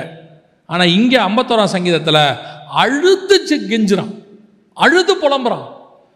அதுதான் மீண்டும் அவன் ராஜ்யபாரத்தை நிலைப்படுத்தினது. உங்களுடைய கண்ணீருக்கு அப்படிப்பட்ட ஒரு வல்லமையை கர்த்தர் வச்சிருக்கிறார். நீங்கள் பண்ணுற ஒவ்வொரு ஜெப குறிப்பும் உண்மையாக இருக்குமானால், உங்கள் இருதயம் உடைக்கக்கூடியதாக இருக்குமானால், உங்கள் ஜெபத்திற்கு கர்த்தர் பதில் தருவதற்கு வல்லமை உள்ளவராக இருக்கிறார். நீங்கள் பாருங்கள், வெறும் ஜெபத்துக்கு மட்டும் இல்லை. இப்போது யாக்கோபு தேவனை நோக்கி ஜெபிக்கிறான். நீர் என்னை ஆசீர்வாதத்தால் ஒழிய உம்மை நான் விடமாட்டேன் அப்படின்னு சொல்கிறான். அப்போது கர்த்தர் அவனை பார்த்து ஒரு வார்த்தை சொல்கிறாரு. 32ஆம் அதிகாரம் 26வது வசனம். அவர் நான் போகட்டும், பொழுது விடுகிறது என்றார். அதற்கு அவன், நீர் என்னை ஆசீர்வதித்தால் ஒழிய உம்மை போக விடேன் என்றான். தொடர்ந்து வாசிங்க. அவர், உன் பேர் என்ன என்று கேட்டார். யாக்கோபு என்றான். அப்பொழுது அவர், உன் பேர் இனி யாக்கோபு எண்ணப்படாமல் இஸ்ரவேல் என்னப்படும், தேவனோடும் மனிதரோடும் போராடி மேற்கொண்டாயே என்றார். நல்ல கவனிங்க அந்த ஒரு விஷயத்தை. கர்த்தருக்கு யாக்கோபை ஆசீர்வதிக்கிற பிளானே கிடையாது அன்னைக்கு. நான் சொல்றது நல்ல கவனிங்க. கர்த்தருக்கு யாக்கோபை ஆசீர்வதிக்கிற பிளான் அன்னைக்கு கிடையாது. அவர் வந்தது எதுக்குன்னா, அவனை ஆறுதல் படுத்துறதுக்கு. பயப்படாத, காலையில் ஏசா வர போகிறான், நீ ரொம்ப பயந்துருக்கிற, என்ன செய்யாத, பயப்படாத, காலையில் எல்லாம் நல்லபடியாக முடியும்னு சொல்லத்தான் வந்தார். ஆனால் இவன் என்ன கேட்டான்? நீர் என்னை ஆசீர்வதித்தால் ஒழிய உம்மை நான் போக விடேன். நீங்கள் எப்படி சொல்கிறீங்க கர்த்தர் அவன் அன்னைக்கு ஆசீர்வதிக்கிற பிளான் இல்லைன்னு எப்படி சொல்கிறீங்க அப்படின்னா, வாசிங்க 35ஆம் அதிகாரம் 9வது வசனம் 10வது வசனம். யாக்கோபு பதான் அராமிலிருந்து வந்த பின்பு தேவன் அவனுக்கு மறுபடியும் தரிசனமாகி அவனை ஆசீர்வதித்து, இப்பொழுது உன் பேர் யாக்கோபு, இனி உன் பேர் யாக்கோபு எண்ணப்படாமல் இஸ்ரவேல் என்று உனக்கு பெயர் வழங்கும் என்று சொல்லி அவனுக்கு இஸ்ரவேல் என்று பெயரிட்டார். இங்கேதான், இதுதான் கர்த்தர் அவனை ஆசீர்வதிக்க வேண்டியதான தருணம். இப்போ யாக்கோபு ஜெபம் பண்ணல, யாக்கோபு அவனை பார்த்து ஆண்டவரை பார்த்து எதுவும் கேட்கவே இல்லை. ஆனால் கர்த்தரே வந்து தரிசனமாகி என்ன பண்ணுறாரு, அவனை பார்த்து ஆசீர்வதிக்கிறார். ஆசீர்வதிச்சு சொல்கிறாரு, உன் பேர் இனி என்ன எனப்படும், இஸ்ரவேல் எனப்படும். அப்போது அதுக்கு முன்னாடி உள்ள 32ஆம் அதிகாரத்தில் கர்த்தர் அவனை ஆசீர்வதிக்கிறது இல்லை. அந்த சம்பவம் இங்கே தான் வருது. இதுதான் காட்ஸ் பிளான். இந்த இடத்துல தான் அவன் இஸ்ரவேலாக மாற்றப்படணும். ஆனால் அந்த ஆசீர்வாதத்தை முன்கூட்டி அவன் என்ன பண்ணுறான், பெற்றுக்கொள்ளுகிறான். எப்படி பெற்றுக்கொள்கிறான்? போராடி இல்லை. அந்த இடத்துல போராடின்னு இருக்கு. ஆனால் ஓசியாவின் புஸ்தகத்தில் இருக்குது, அவன் எப்படி போராடினானாமா. ஓசியா 12:4 வாசிங்க. அவன் தூதனானவரோட போராடி மேற்கொண்டான். தூதனானவரோட போராடி மேற்கொண்டான். அழுது அவரை நோக்கி கெஞ்சினான். பெத்தேலிலே அவர் அவனை கண்டு சந்தித்து அவ்விடத்திலும் நம்மோட பேசினார். அப்ப அவன் எப்படி போராடி இருக்கிறான்? அழுது கெஞ்சினான். வரவேண்டிய ஆசீர்வாதம் 35ஆம் அதிகாரத்தில் தான் வரணும். அங்கதான் அவன் இஸ்ரவேலா மாறணும். அதுதான் காட்ஸ் டைம். ஆனா அவன் என்ன பண்றான், 32ஆம் அதிகாரத்திலேயே 16ஆம்ல வாங்க வேண்டியதை பெத்தேல்ல வாங்குறான். அவன் சொல்றான், அழுது போராடி, நீங்க ஆசீர்வாதத்தால் ஒழிய உண்மை நான் விட மாட்டேன்னு. நீங்க ஆதியாகமத்தில் படிக்கும்போது எப்படி இருக்குன்னா, ஆண்டவரோட சண்டை போட்ட மாதிரி இருக்கும். போராடி மேற்கொண்டாயே, அவன் போராடிலாம் மேற்கொள்ளல. அவன் என்ன பண்ணியிருக்கிறான், அழுதுகிட்டே உட்காந்துருக்கிறான். அழுதுனே இருக்கான் நைட்டு முழுக்க. அவருக்கு போகவே மனசு இல்லை. அவர் சொல்கிறாரு, சரி என்னை விட நான் போகிறேன். சரி நீங்கள் போங்க. சிலர் இருக்கான் வீட்டில் பார்த்துருப்பீங்கள, அது ஒன்றுமே செய்யாது, அழுதுனே இருக்கும். அப்படி நம்ம போகலாம் சரி அப்படின்ட்டு கிளம்புவோம், போக வராது. அதுவும் குறிப்பாக பிள்ளைகள், இந்த குட்டி பிள்ளைகள் அழ ஆரம்பிச்சிருச்சுன்னா தகப்பனை பார்த்துருக்கீங்களா, வெளியே போகவே மனசு வராது. அந்த குழந்தை திருப்பி அழுகையை நிறுத்துகிற வரைக்கும் பைக்கில் வச்சு ஒரு ரவுண்ட் அடித்து ஏதாவது ஒன்று பண்ணி அந்த அழுகையை நிறுத்தினா தான் அவருக்கு என்னவா இருக்கும். சில அப்பாவுக்கு வேறு வழி இல்லை, சூழ்நிலை விட்டுட்டு போவார். போயிட்டு ஃபோன் பண்ணுவார், அழுகையை நிறுத்திட்டாங்களா, பையன் நிறுத்திட்டானா, வரும்போது அழுதுகிட்டே இருந்தால் மனசு ஒரு மாதிரி இருந்துச்சு அப்படிம்பாங்க. பல நேரத்தில் நீங்கள் பார்த்துருக்கீங்களா, ஸ்கூலில் பிள்ளைய முதல்ல விட்டுட்டு வரும்போது இந்த டீச்சர் இருக்காங்கல்ல, நம்ம விட்டுட்டு வரும்போது அந்த பையன் கையை பிடிச்சிட்டு அழுவான், போவாதீங்கப்பான். அந்த டீச்சர் சொல்லுவாங்க, நீங்கள் போங்கன்னு. கதற கையை பிடிச்சி இழுத்துட்டு போவாங்க உள்ள. இந்த அம்மாவுக்கும் அப்பாவுக்கும் போகிற மனசே வராது. அதுக்கு பெரியவங்க ஒன்று சொல்லி கொடுப்பாங்க, ஸ்கூலில் பையனை விட்டுட்டு திரும்பி பார்க்காம வரணுமா. எப்படி கண்டுபிடிச்சிருக்காம பாருங்க. எதுக்குன்னு அந்த அழுகிற ஆளை விட்டுட்டு நம்மளால் என்ன செய்ய முடியாது, போக முடியாது. அப்படியே யாக்கோபு என்ன பண்ணியிருக்கிறான், சரி நான் போகிறேன், சரி போங்க, டேய் நான் போகிறேன்டா, போங்க, சரிடா, முடியாது, நான் அழுதுனே தான் இருப்பேன், நீங்கள் ஆசீர்வதிச்சாலே உண்மை நான் விட மாட்டேன். கர்த்தர்கிட்ட நெஞ்சை நிமித்தி ஜெயிச்சவன் ஒருத்தனும் இல்லை, ஆனால் அழுது தோத்தவன் ஒருத்தனும் இல்லை. அழுதால் கர்த்தர் கண்டிப்பாக செய்வார். ஆனால் உன் அழுகை உண்மையாக இருக்கணும், அதான் முக்கியம். அழுகனா ஃபேக் அழுகை இல்லை, உண்மையான அழுகை. ராத்திரி முழுவதும் உட்காந்து அழுதானாமா பாருங்க. பொழுது விடிகிற நேரம் வந்துருச்சு, நல்லா தான் அழுதுருப்பான் போல. அவனுடைய விண்ணப்பம் என்ன, என்னை ஆசீர்வதிக்க வேண்டும். அதோட எதை மிக்ஸ் பண்ணிட்டான், அழுகையை மிக்ஸ் பண்ணிட்டான். அதான் எஸ்தருக்கு சொல்றா, அவன் பாதங்களில் விழுந்து அழுது. அப்போ காரியம் மாறுதலாய் முடிவதற்கு 2 காரியங்களை எஸ்தர் செய்கிறாள். ஒன்று, தன்னை தயார்படுத்தி கொள்ளுகிறார் ஃபர்ஸ்ட். 2, ராஜாவை தன் பக்கம் இழுப்பதற்கு அவள் யூஸ் பண்ணுற மிக முக்கியமான ஆயுதம் என்ன தெரியுமா, அந்த விண்ணப்பத்தோடு கூட அழுதல், அந்த கண்ணீரோடு கூட ஜெபம். அந்த கண்ணீரின் ஜெபம் ஒரு நாளும் உங்களை ஏமாற்றவே ஏமாற்றாது. சில நேரத்தில் உன் கண்ணீருக்கு மனுஷன் பதில் கொடுக்காமல் போவான். உன் கண்ணீருக்கு மனுஷன் என்ன செய்ய மாட்டான், பெருசாலாம் ஒன்றும். சில ஆண்கள்லாம் இருக்காங்க, என்ன அழுதாலும் கவலைப்பட மாட்டான், அவன் அதை பற்றிலாம் யோசிக்கவே மாட்டான். அழு, இப்போ என்ன, இப்போது நான் தான் உன்னை 10 வருஷமாக பார்க்குறேனே, அழு. அப்போ அவனே கேட்குறான், என்ன இன்னைக்கு நீ அழுவல, இதுக்கெல்லாம் நீ அழுதுருக்கணுமே இந்நேரம். அவன் பழக்கப்பட்டான். அதனால் நம்மளுடைய அழுகைக்கு மனுஷன் ஒருவேளை என்ன செய்ய மாட்டான், செவி சாய்க்க மாட்டான். அவன் கூட அதில் ஈவிரக்கெல்லாம் போயிடுவான். ஆனால் உண்மையாய் நாம் தேவ சமூகத்தில் விண்ணப்பத்தை அழுகையோடு கூட ஏறெடுக்கும் பொழுது தேவனாகிய கர்த்தரால் நம்மை தாண்டி போகவே முடியாது. நாம் கேட்குற ஜெபத்திற்கு பதில் தந்து விட்டுத்தான் போவார். அவர் என்ன நடந்தாலும் சரி அவர் பதில் தராமல் போகவே மாட்டார். இந்த 3 இன்சிடென்ட் அதுக்கு ஒரு நல்ல உதாரணம். ஒன்று மரியாளுடைய ஜெபம், அழுகையோடு கூட செய்கிற ஜெபம். 2 எஸ்தருடைய ஜெபம். 3வது யாக்கோபினுடைய ஜெபம்.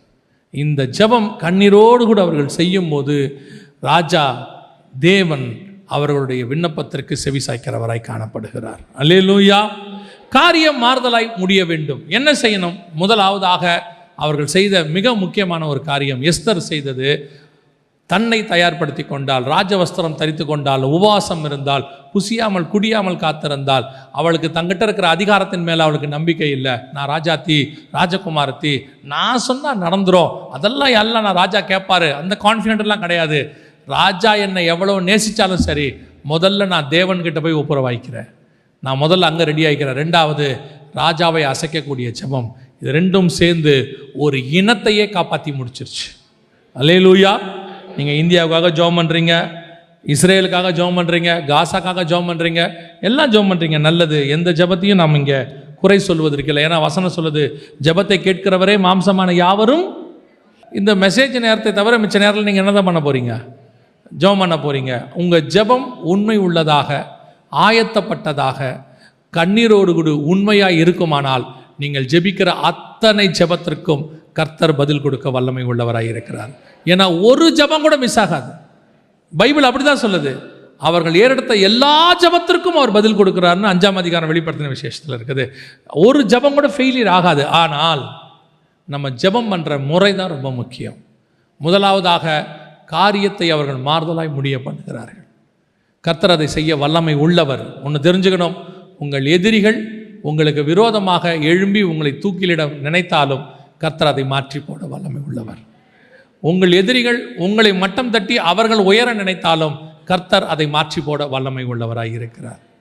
3வதாக அவர்கள் பகைவர் அவர்களை மேற்கொள்ள நினைத்தாலும் அவர்களை மேற்கொள்ளக்கூடிய அளவிற்கு கர்த்தர் காரியத்தை மாறுதலாய் முடிய பண்ண வல்லமை உள்ளவர். இது எல்லாத்துக்கும் அடிப்படை எங்கே இருக்குன்னா உங்கள் பிரேயரில் தான் இருக்குது. உங்கள் ஜெபம் இதையெல்லாம் மாற்ற வல்லமை உள்ளது. அல்லேலூயா.